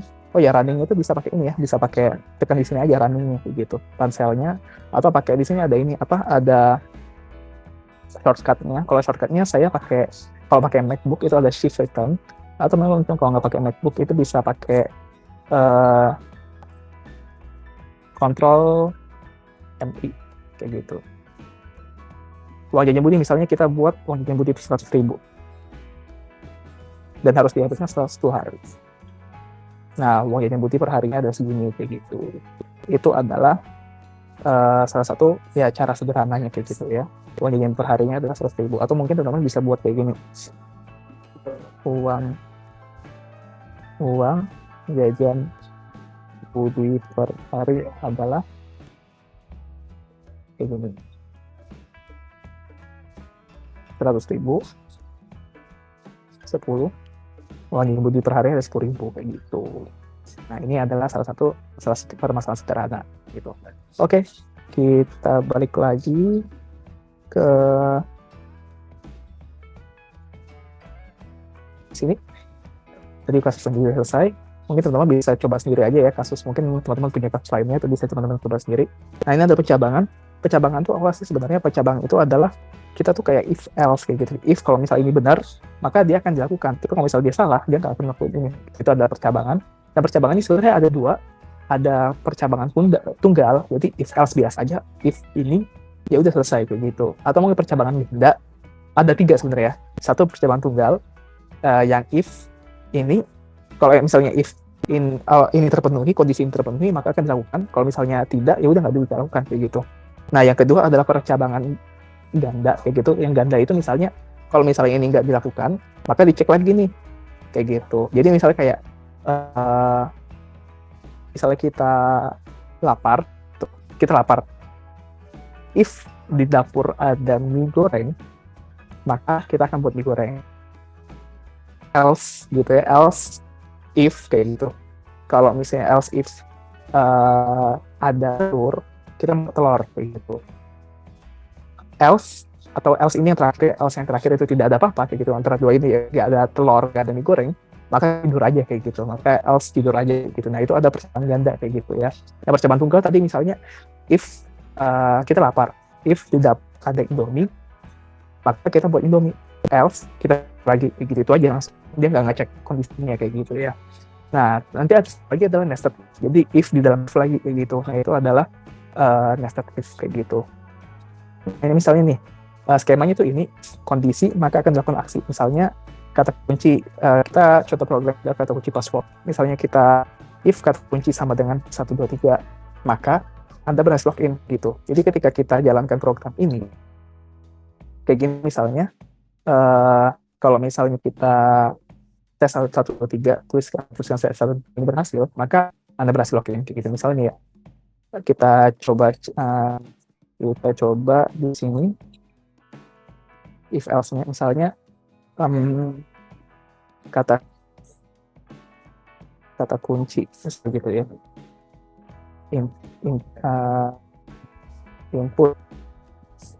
inputan dari user ya, misalkan kunci itu masukkan kata kunci. If kata kunci sama dengan 1, 2, 3 deh, misalnya tes 1, 2, 3 begitu. Anda berhasil masuk. Nah, jadi kita misalnya kita buat tes 1, 2, 3. Maka Anda berhasil masuk, maka ini akan tereksekusi kayak gitu. Tapi kalau misalnya kita let's say kita buat lagi nih tes doang. Nah, dia nggak munculin apa-apa. Kenapa? Karena kita tidak mau menuliskan kalau misalnya dia salah harusnya gimana nih. Nggak ada, kita nggak kasih komputer. Komputer nggak bisa kayak, oh kalau misalnya dia salah harusnya masukin lagi dong kayak gitu. Itu kita nggak bisa kasih tau komputer kayak gitu secara kita nggak bisa kayak komputer bisa lah ngerti sendiri, nggak bisa kayak gitu. Kita harus kasih tahu juga gitu kalau misalnya salah gimana gitu kondisinya. Oke, kalau misalnya salah gimana? Nah, kalau misalnya kita salah, kita pakai else gitu. Else print Anda terkunci atau salah.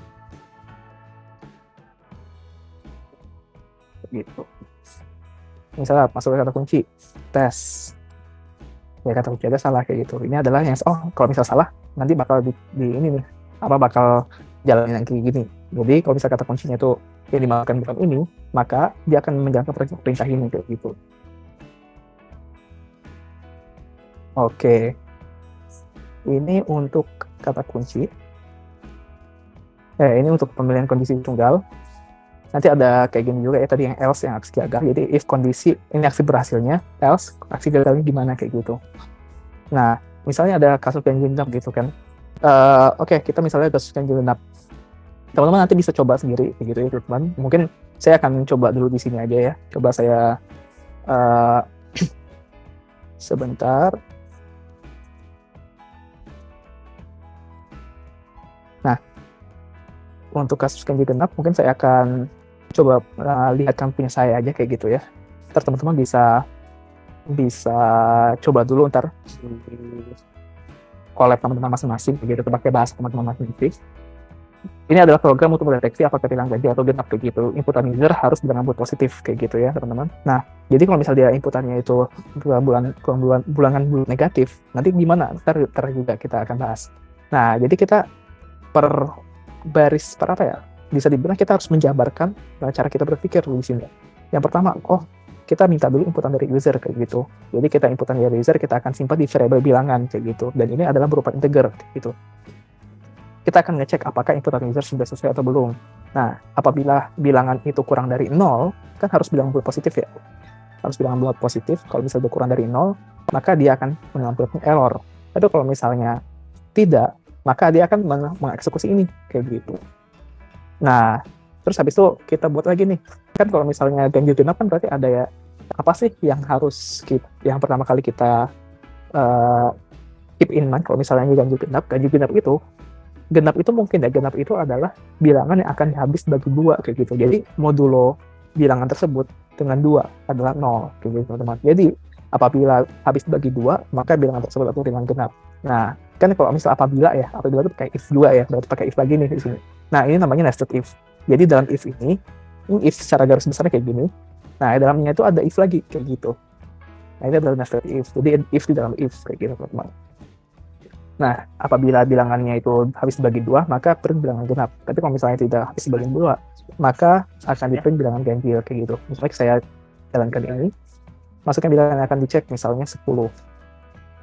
Bilangan genap kayak gitu. Tapi kalau misalnya saya tulis min 10, error kayak gitu. Nah, ini adalah suatu contoh aplikasi dari percabangan.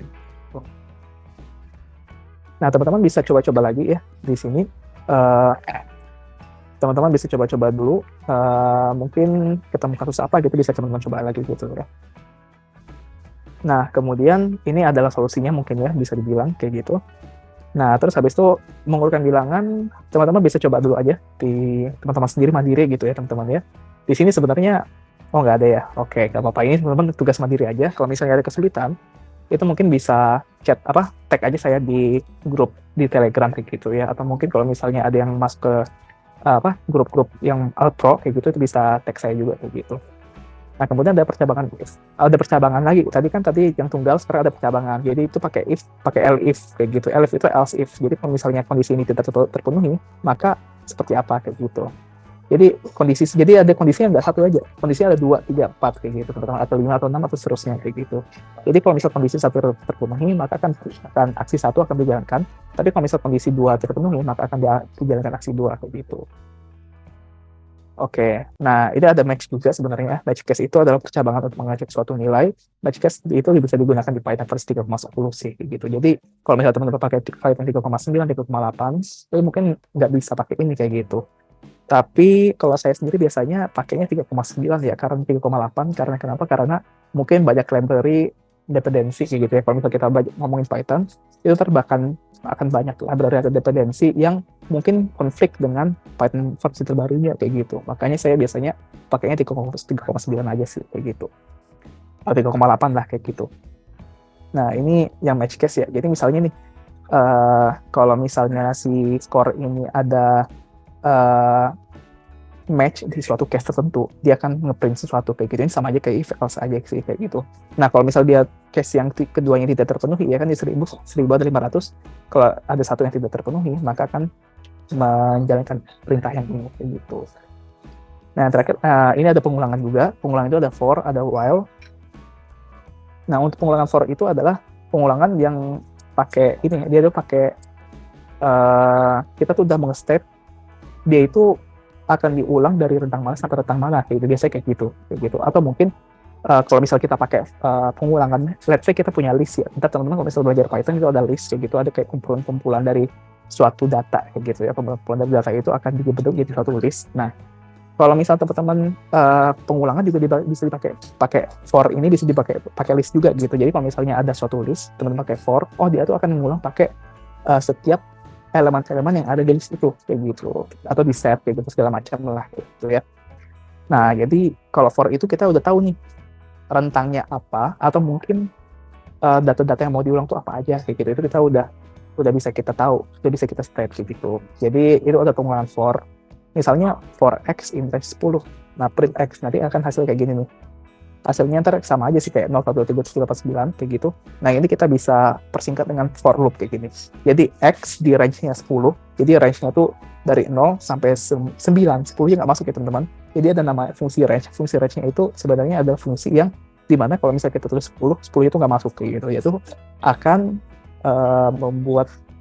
mengiterasikan atau membuat satu list kayak gitu ya. Membuat satu kumpulan bilangan dari 0, karena Python itu indeksnya mulai dari 0 ya gitu ya, 0 sampai satu kurang dari bilangan itu, misalnya 10 nih, jadi nilai 10-nya nggak masuk, jadi 0, 1, 2, 3, 4, 5, 7, 8, 9 kayak gitu.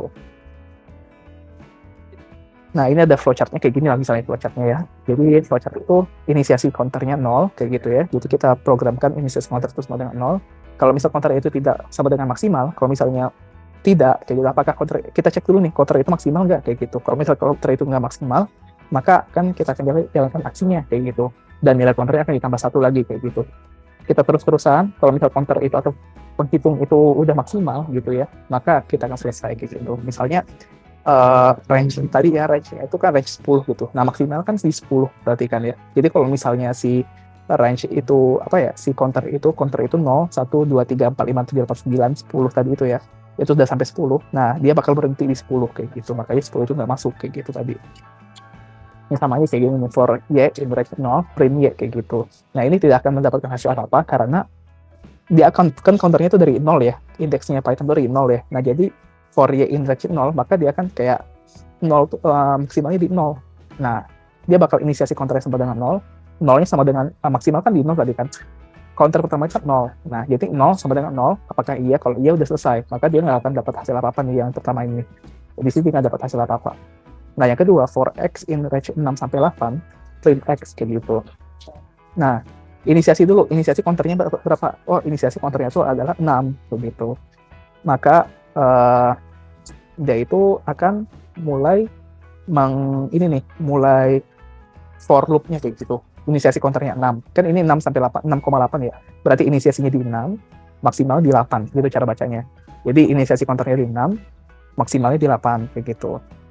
Jadi inisiasi counternya 6, counternya maksimal nggak? Maksimal kan 8. 6 sampai 8 salah berarti kan. Kalau misal salah, berarti kita jalankan aksi. Aksi adalah print X kayak gitu. Maka akan di print 6 kayak gitu, print 6 kayak gitu.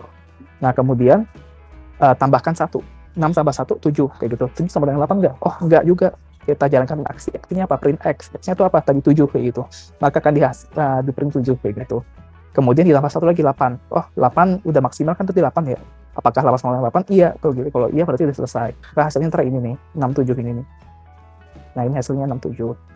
Kok nurun sih hasilnya? Karena sebenarnya itu kan per line ya kayak gitu. Ini per line tapi kita rangkap jadi satu perintah kayak gitu teman-teman. Jadi sebenarnya print X ini kan satu line. Kalau misalnya dia itu udah apa ya? Kalau misalnya dia itu dieksekusi, maka line ini satu. Terus habis itu eksekusi lagi nggak? Oh, kalau eksekusi lagi berarti line 2, line 3, bahkan hasilnya kayak gini. Nah, kalau misal kita pengennya nggak kayak gini, gimana caranya? Caranya kita pakai ada fungsi ya, kayak gitu ya. Fungsi print ini kita bisa pakai ini nih.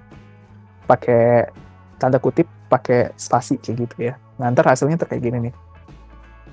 Ini juga sama, teman-teman. Mungkin teman-teman bisa pelajari sendiri ya, gimana caranya min 10 sama min 2. Hasilnya itu min 10, 9, 8, 7, 6, 5, 4, 3, 2, 5, 4, 3 ini. Gitu. Oke, ini untuk for. Ini ada kasus loop ganjil, teman-teman. Itu mungkin teman-teman bisa coba sendiri ya, kayak gitu. Ini ada solusinya sebenarnya sih. Jadi kita masukkan dulu batas bawahnya gimana, batas atasnya gimana. Jadi for x in range, jadi ada range-nya kan. Ya, range-nya itu batas bawah, koma, atas tambah 1. Karena kenapa? Karena batas atasnya juga masuk pasti ya. Batas atasnya juga masuk. Makanya kita harus tambahin 1 dulu, biar batas atasnya bisa masuk ke for-nya gitu. Nah, kalau misalnya si x ini di modulo 2 itu sama dengan 0, maka kita print X-nya kayak gitu. Nanti hasilnya adalah, misalnya batas bawahnya itu adalah 2, batas atasnya itu adalah 10, maka nanti hasilnya 2, 4, 6, 8, 10 kayak gitu. Ini adalah pakai for dan pakai if juga gitu teman-teman. Jadi kalau misalnya for-nya itu memenuhi kondisi, maka dia akan menjalankan ini. Nah, ketika if-nya itu memenuhi kondisi, maka dia akan menjalankan ini kayak gitu. Itu cara berpikirnya lah kayak gitu ya, cara bacanya ini kayak gitu. Nah, ini tadi bilang genap, segi kasus ketiga bilang genap. Bedanya ini adalah kalau misalnya kalau tidak menerima masukan bilangan negatif, maka dia akan minta masukan bilangan lagi karena kan error harusnya ya. Jadi, oh ini nggak bisa negatif, masukin lagi dong kayak gitu. Nah, ini gimana caranya? Kita pakai pengulangan while kayak gitu biasanya. Kan ini nggak bisa pakai for ya, karena kita harus mengecek dulu nih apakah benar kayak gitu ya. Nggak bisa kita ngecek logika kayak gitu, apakah benar nilainya itu yang dimasukkan adalah negatif kayak gitu ya. Nah, kalau misalnya pakai logika itu, biasanya kita memakainya pakai while kayak gitu, bukan pakai for kayak gitu. Yang for itu tadi kalau misalnya udah jelas nih tentangnya gimana. Tapi kalau misalnya kita pengulang pakai logika, itu biasanya kita pakai while kayak gitu. Nah, jadi di sini misalnya while kondisi ini terpenuhi, jadi pakai logika. Kalau logika ini terpenuhi atau hasilnya true, maka akan menjalankan aksi ini kayak gitu. Misalnya nih, contohnya penghitung sama dengan 1, maksimal 3 kayak gitu, maks 3. Ketika penghitung itu kurang dari maksimal kayak gitu ya. Nah, dia akan print penghitung. Nah, terus habis itu yang kedua, dia bakal menjalankan ini nih, mengeksekusi 2 perintah ini. Yang pertama, dia akan melakukan penghitung, dan yang kedua adalah dia akan menambahkan penghitung itu, dia akan menambahkan nilai penghitung dengan 1 kayak gitu. Jadi penghitung itu awalnya 1, ketika masuk ke sini penghitung itu jadi 2. Karena kenapa? Karena 1 tambah 1 sama dengan 2 kayak gitu. Jadi ntar hasilnya mengupdate nilai penghitungnya kayak gitu teman-teman. Nah, jadi di sini ketika penghitung itu kurang dari maksimal, penghitung itu masih 1, misalnya awalnya masih 1 kurang dari 3 enggak? Oh, bener kayak gitu. Dia akan menulis ini, dia akan menjalankan ini. Jadi ntar 1-nya akan di print, kemudian 1-nya diupdate menjadi 2 kayak gitu. Lanjut lagi ke atas, 2 kurang dari 3 enggak? Oh, kalau misalnya 2 kurang dari 3 benar nih, maka dia akan mengeprint 2, menampilkan angka 2 kayak gitu, dan dia akan mengupdate nilai itu jadi 3 kayak gitu. Nah, terus dia ngecek lagi, 3 kurang dari 3 enggak? Oh, ini salah, berarti udah selesai kayak gitu. Ini flowchart-nya kayak gini ya bentuknya. Nah, ini misalnya contoh while, misal gitu ya. Misalnya X sama dengan 20. While X sama lebih dari 0, maka if X modulo 3 sama dengan 0, maka print X kayak gitu. Terus habis itu dia akan mundur kayak gitu ya. X sama dengan X = 1 kayak gitu. Nah, jadi ini adalah satu program untuk menentukan bilangan kelipatan 3 dari 0 hingga 20, namun diurut dari paling besar dan yang paling kecil. Makanya di sini nanti si X-nya itu di-update-nya mundur gitu teman-teman. Jadi misalnya nih while X lebih dari 0 gitu ya. Jadi kita kan nilai awalnya 20 ya. Nah, kita cek dulu 20 lebih dari 0. Oh ya benar kayak gitu. Maka dia akan menjalankan perintah ini gitu. Dicek lagi 20 apa hasil bagi, kalau misalnya dibagi 3 hasilnya sisanya 0 enggak? Oh ternyata enggak. Kalau misalnya enggak, dia nggak akan mengeksekusi ini. Tapi kalau misalnya ternyata bisa dibagi 3, dia akan mengeksekusi ini kayak gitu. Nah kemudian setelah dicek lagi yang tadi pembagian 3-nya, dia akan melanjutkan ke perintah ini. Dia akan mengupdate nilai X-nya ke nilai sebelumnya. Jadi 20 jadi 19, terus jadi 18, jadi 17 sampai kalau udah nyampe 0, kan 0 lebih dari 0 kan salah kan, maka dia akan berhenti programnya kayak gitu. Nah ini adalah contoh kasus ganjil genap ya teman-teman. Bedanya nanti kalau misalnya kita masukkan yang nilainya apa, kalau udah selesai, program akan menanyakan apakah mau bermain lagi atau enggak. Kalau misalnya dia tidak mau bermain, maka akan berhenti programnya. Tapi kalau misalnya mau bermain, maka dia akan lanjut. Ini mungkin akan saya jelaskan dulu ya di suatu codingan yang saya udah buat mungkin ya.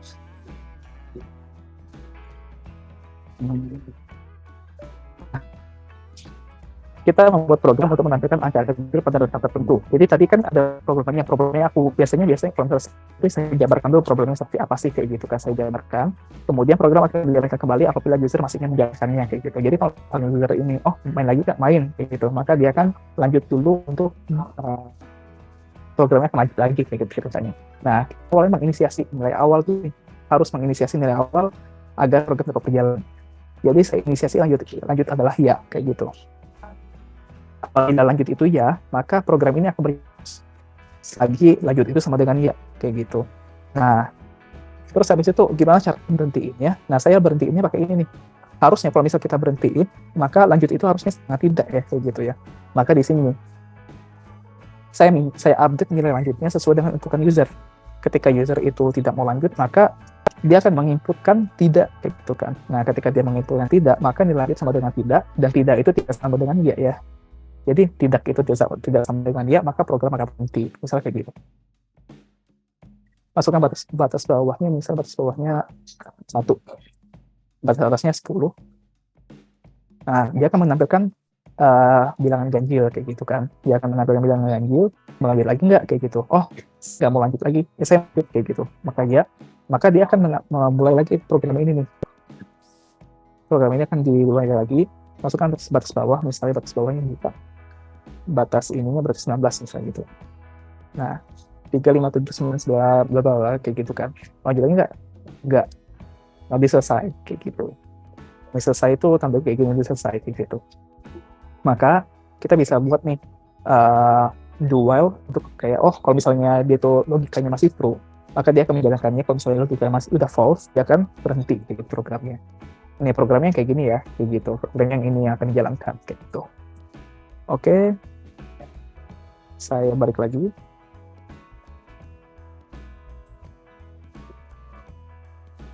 Oke, mungkin ini sesi kedua. Sesi kedua selesai, kita mungkin break dulu ya, Mbak Asti ya. Oke, ada beberapa pertanyaan yang udah masuk, tapi nanti mungkin akan saya jawab di akhir sesi aja ya, kayak gitu. Jadi teman-teman kalau bisa ada pertanyaan, mungkin bisa ditampung dulu aja di kolom chat atau mungkin di kolom Q&A juga bisa kayak gitu. Kita lanjut dulu aja ke fungsi dan pengolahan data. Dan ini adalah salah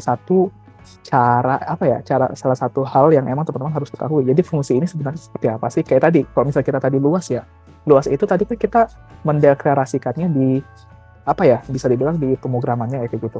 Nah, jadi fungsi ini kita mendeklarasikan luas itu seperti apa sih bentukannya kayak gitu. Nah, itu adalah suatu kayak luas ini cara dapetin itu kayak gini-gini loh. Nah, itu kita akan sebut sebagai suatu fungsi kayak gitu. Misalnya fungsi luas, atau let's say kita buat fungsi faktorial atau mungkin fungsi akar pangkat segala macam tuh gitu tuh bisa kita jabarin dan kita bisa buat sendiri kayak gitu. Dan fungsi itu tidak terbatas di operator aritmatika aja kayak gitu.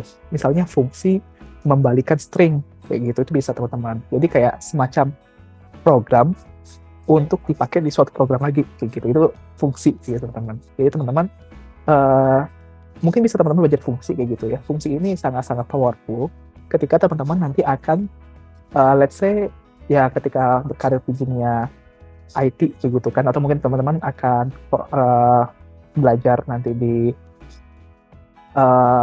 kuliah gitu ntar akan ketemu banyak fungsi kayak gitu, dan itu kayak oh saya ingin mendeklarasikan fungsi ini nih ini kayak gitu, dan ini fungsi ini nanti akan dipakai di program ini, itu bisa teman-teman buat kayak gitu secara simpelnya kayak gitu.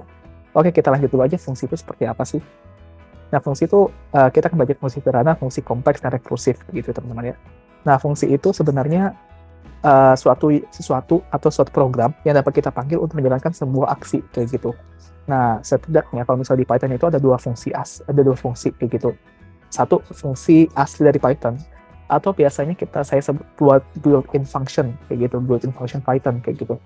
Misalnya kayak print, atau mungkin kayak fungsi untuk apa ya, range kayak gitu ya. Range tadi itu juga built-in function Python kayak gitu. Nah, kemudian fungsi kedua adalah fungsi yang dapat kita buat sendiri kayak gitu, atau bisa saya biasanya bilangnya sih ya fungsi sendiri kayak gitu ya. Dan yang ketiga, fungsi print misalnya. Print itu buat apa sih? Oh, fungsi print ini kita panggil untuk dapat mencetak rangkaian karakter di layar kayak gitu. Dan fungsi itu dapat menerima masukan. Jadi fungsi ini dapat menerima masukan. Teman-teman bisa lihat ya, ini dapat kayak gitu. Jadi nggak bukan wajib menerima masukan. Nanti ada fungsi yang masukannya kosong, ada kayak gitu. Tapi nanti akan kita bahas lebih lanjut lagi fungsi mana yang dia itu menerima masukan, mana fungsi yang tidak perlu menerima masukan kayak gitu ya. Nah, misalnya ini fungsi, kita masuk ke ini aja ya, kita langsung ke hands-on-nya aja, kalau fungsi. Nah, misalnya nih fungsi ya. Fungsi itu sebenarnya kalau di Python ya, ini teman-teman bisa baca di sini ya, Python itu fungsi itu penting karena kenapa? Karena satu modularitas.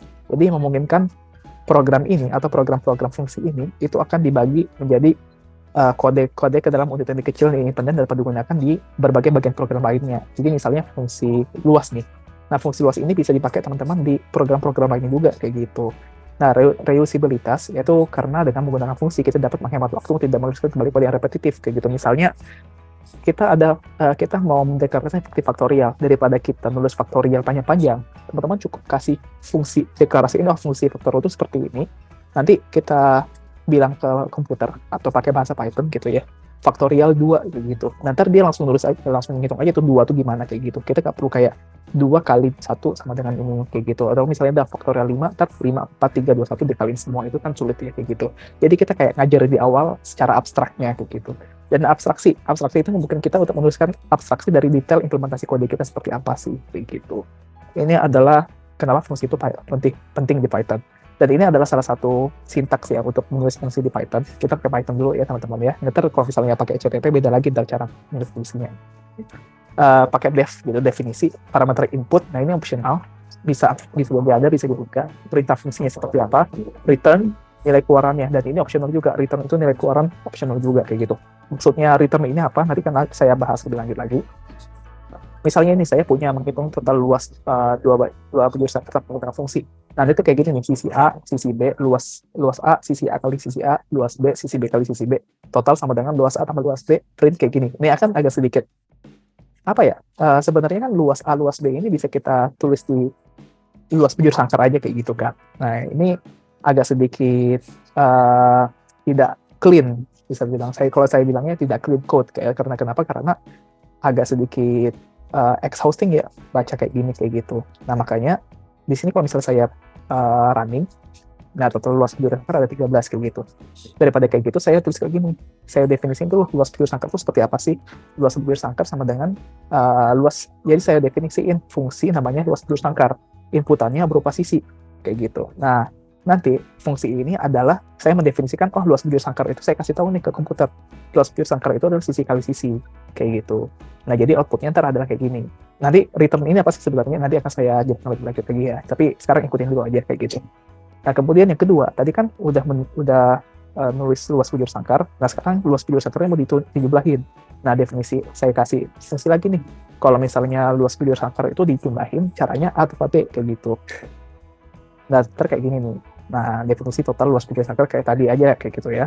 Nah, saya tinggal deklarasi ini penjuru sangkar A, B kayak gini nih. Sisinya 3, sisinya 2 kayak gitu. Totalnya ya udah saya buat aja total luas penjuru sangkar A, penjuru sangkar B kayak gitu. Ya udah ntar tinggal print ini kayak gitu, total luas penjuru sangkar berapa kayak gitu. Ntar ada hasilnya 13 kayak gitu. Nah, kan ini lebih enak ya, dibacanya itu lebih enak, lebih Kalau ini kan agak sedikit, kalau saya sih sendiri ya sakit mata ya begitu ya, karena di sini kan agak sedikit banyak repetisinya gitu ya. Kalau di sini kan lebih enak ya. Bujur sangkar A sama dengan 3, bujur sangkar B sama dengan 2. Total sama dengan total luas bujur sangkar A, bujur sangkar B, kayak gitu. Nah, ketika saya pengen tahu ini apa sih sebenarnya, nah saya bisa balik lagi ke atas ini gitu bacanya, kayak gitu. Jadi lebih clean code kalau misalnya saya bilang gitu ya. Nah, terus yang kedua, nah fungsi tambah masukan. Tadi kan ada yang pakai masukan, ada yang nggak pakai masukan. Nah, fungsi tambah masukan seperti apa sih? Fungsi tambah masukan adalah fungsi yang dia tuh nggak perlu masukan. Ketika kita ngeeksekusi fungsi ini, maka ya udah keluarannya itu kayak gitu. Misalnya nih, saya ngasih tahu komputer halo kayak gitu, fungsi halo. Fungsi halo itu kamu kalau misalnya ada orang manggil fungsi halo, kamu tinggal print aja halo selamat datang kayak gitu. Maka ketika saya tulis gini, misalnya saya kasih, ini kan saya udah definisi fungsinya ya kayak gitu. Maka di sini halo dalam kurung gini, dia harus pakai dalam kurungnya itu ya kayak gitu ya. Kalau ketika saya kasih lihat halo kayak gitu, maka ntar hasilnya ada ini, halo selamat datang kayak gitu.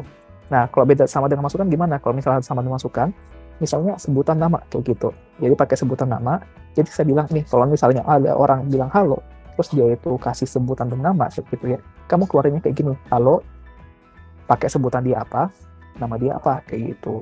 Misalnya kayak gini, halo Bapak Budi, maka ntar hasilnya adalah halo Bapak Budi selamat datang kayak gitu. Nah, fungsi dan keluaran. Ini keluaran itu adalah return ya, teman-teman.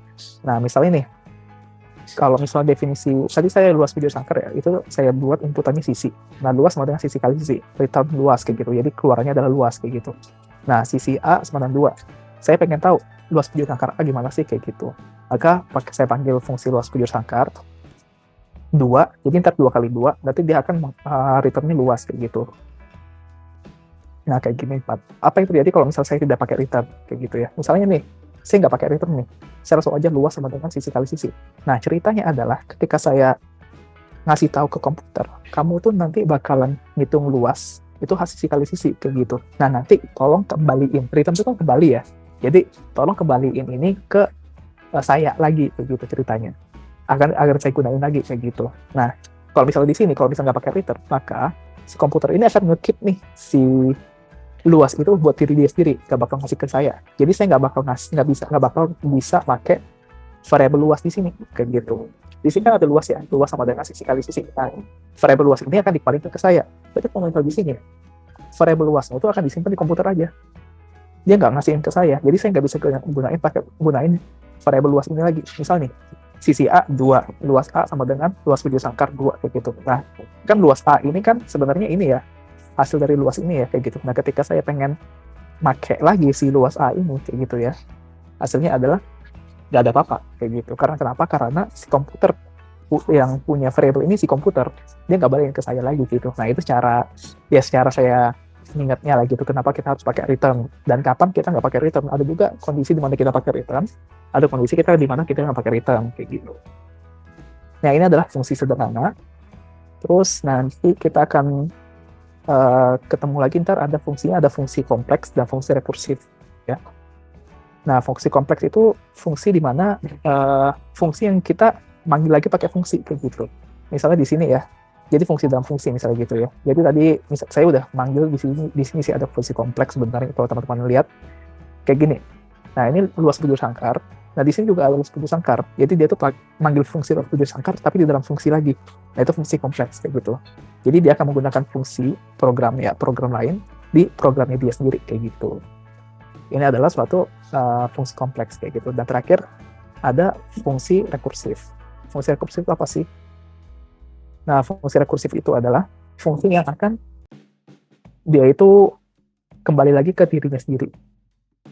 Nah, fungsi rekursif misalnya ini angka, integer, input, masukkan angka. Kita definisi dulu. Fungsi namanya fungsi faktorial dan inputannya ada berupa angka kayak gitu.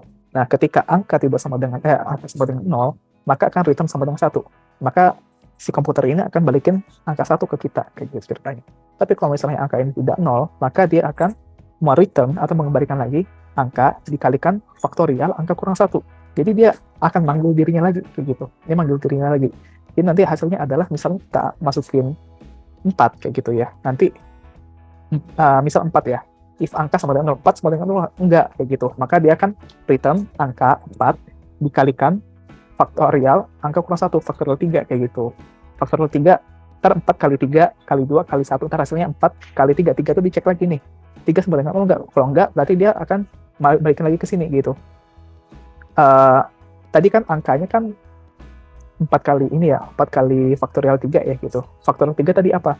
3 kayak gitu. Dikalikan faktorial 2 lagi. Faktorial 2 itu apa? Faktorial 2 itu adalah 2 kali faktorial 1 kayak gitu. Nah gitu. Faktorial 1 berapa? Faktorial 1 adalah 1 kali 0. Faktorial 0. Faktorial 0 itu apa? Faktorial 0 itu adalah 1 kayak gitu. Fungsi faktorial 1, 0 kan 1 ya kayak gitu. Jadi hasilnya adalah 4 kali 3 kali 2 kali 1 kali 0 kali 1 kayak gitu. Nah hasilnya adalah 24 kayak gitu. Ini adalah salah satu bentuk fungsi rekursif yang dimana dia itu akan memanggil fungsi dirinya sendiri lagi di fungsinya dia kayak gitu.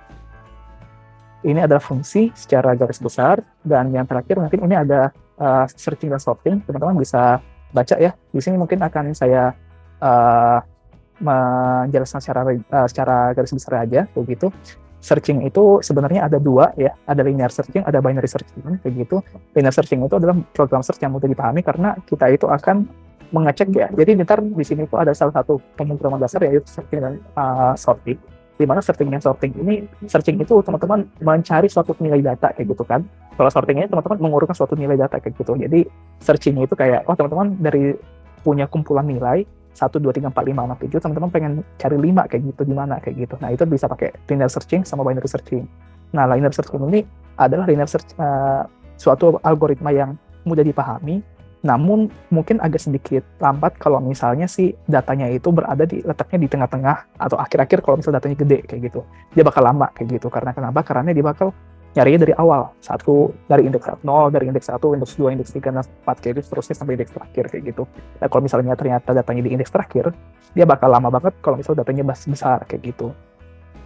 Nah, kalau binary searching itu relatif lebih cepat dan efisien gitu. Karena kenapa? Karena dia itu akan membaca data yang ada di array. Nah, jika data belum diurut, maka dia akan ngurutin kayak gitu. Nah, kemudian dia akan menentukan data yang akan dicari di array, kemudian dia akan cari nilai tengahnya. Oh, kalau misalnya di nilai tengahnya ini ternyata ada kayak gitu ya. Apakah kalau misalnya ternyata dia adalah nilai tengah yang dicari itu adalah nilai tengah, maka dia akan selesai. Tapi kalau misalnya ternyata nilai tengah si data itu adalah lebih besar daripada nilai tengah kayak gitu ya. Misalnya kita pengen nyari 1, 2, 3, 4, 5, 6, 7, 8, 9, 10. Kita cari, let's say kita cari 7 kayak gitu ya. Nah, misalnya let's say tengahnya 5 kayak gitu ya, 5. Nah, 5 itu dia bandingin tuh 5 sama 7 tuh, 7 itu ternyata yang kita cari itu lebih besar. Maka dia akan fokus ke yang lebih besarnya aja, ke kanan kayak gitu. Yang lebih besar daripada nilai tengahnya. Tapi kalau misalnya ternyata lebih kecil, maka dia akan fokus ke nilai tengah yang lebih kecil daripada nilai tengahnya kayak gitu. Nah, ya kan tadi yang kanan itu udah dicari ya kayak gitu ya. Nah, udah dapat yang kanan. Nah, kanan ini akan dicari lagi nilai tengahnya kayak gitu. Misalnya 5, 6, 7, 8, 9, 10, nilai tengahnya misal 7 kayak gitu. Apakah 7 sama dengan 7? Oh, ternyata benar. Ya udah selesai kayak gitu. Jadi ini lebih cepat kayak gitu daripada yang linear searching di mana dia akan nyari dari awal sampai akhir kayak gitu. Terus di sini teman-teman sorting itu ada 7 namanya proses sorting aja sebenarnya, mengurutkan gitu. Ada label sorting, selection sorting, insertion sorting, sama merge sorting. Sebenarnya sorting juga masih banyak, tapi teman-teman mungkin bisa baca lagi gitu ya di referensi terkait itu, banyak algoritma untuk sorting kayak gitu. Nah, ini ada langkahnya, mungkin teman-teman bisa baca di sini ya kayak gitu. Karena mungkin keterbatasan waktu, mungkin saya akan tidak terlalu bahas banyak terkait sorting ini sendiri. Saya akan kembali tanya dulu ke Mbak Asti. Silakan, Mbak. Oke, mungkin karena kali ini agendanya sudah selesai, teman-teman. Kalau misalkan nanti baru kepikiran ada pertanyaan apa, atau mungkin baru mau coba dan nanti muncul hal-hal yang perlu didiskusikan, bisa langsung ke grup Telegram. Karena di grup juga nanti ada Kak Nadif. Oke, sebelumnya terima kasih banyak ya Kak Nadif atas waktu dan ilmunya. Mungkin ada yang mau disampaikan dulu ke teman-teman sebelum sesinya kita tutup, Kak? Oke, baik. Terima kasih ya teman-teman atas antusiasmenya untuk sharing-sharingnya kayak gitu ya. Teman-teman mungkin kalau misalnya ada pertanyaan, silakan bisa lewat Telegram saya juga ada di situ ya, di grup kayak gitu. Atau mungkin bisa tag saya aja nggak apa-apa kayak gitu. Mau PC, mau tag di grup juga nggak apa-apa. Yang penting mungkin teman-teman di sini adalah salah satu hal yang kayak banyak hal yang baru nih, dan mungkin di sini teman-teman banyak gak ngertinya kayak gitu ya. Mungkin ada beberapa hal yang saya sharing-sharing ini mungkin teman-teman gak ngertinya, kayak time complexity itu apa, big annotation itu apa, terus tiba-tiba nyambung ke kok fungsi itu kayak gini segala macam gitu kan. Teman-teman wajar gitu, itu adalah salah satu hal untuk nge-trigger rasa ingin tahu kita gitu. Nah, teman-teman jangan sampai teman-teman apa ya, kayak nyerah di sini. Kalau teman-teman emang pengen fokus ke sini, jangan sampai nyerah di sini aja. Teman-teman jadikan itu adalah suatu hal untuk memacu keinginan tahu teman-teman, dan teman-teman bisa kayak ya kalau misalnya di sini kan ada kayak semacam saya juga di grup kayak gitu, itu teman-teman bisa tag aja kayak gitu, atau mungkin mau bertanya pakai PC juga apa, atau teman-teman mau cari-cari di internet itu juga boleh. Jadi saya bilang, saya misal dari saya sendiri, mungkin jangan cukup di sini aja, teman-teman bisa tambahkan di tempat-tempat lainnya gitu. Banyak sumber-sumber ilmu yang teman-teman bisa cari gratis di internet, dan itu teman-teman dulu waktu itu saya belajar juga caranya kayak gitu sih, nggak cuma cukup di satu sesi aja, mungkin satu tempat aja gitu. Saya cari tempat-tempat, oh ada Medium kayak gitu kan, Medium orang, Medium itu kan biasa kayak nulis artikel gitu kan, atau YouTube orang kayak gitu, saya baca, saya tonton kayak gitu, saya ikutin kayak gitu, atau mungkin ada case-case menarik, saya coba ulik sendiri kayak gitu. Itu dulu cara belajar saya sendiri sih. Jadi jangan sampai teman-teman cukup di satu tempat aja lah ceritanya. Itu dulu mungkin Kak Asli. Iya, baik. Terima kasih Kak Nadif dan teman-teman semua atas partisipasinya di sore hari ini. Kita lanjutkan diskusinya di grup Telegram. Terima kasih semua. Selamat sore.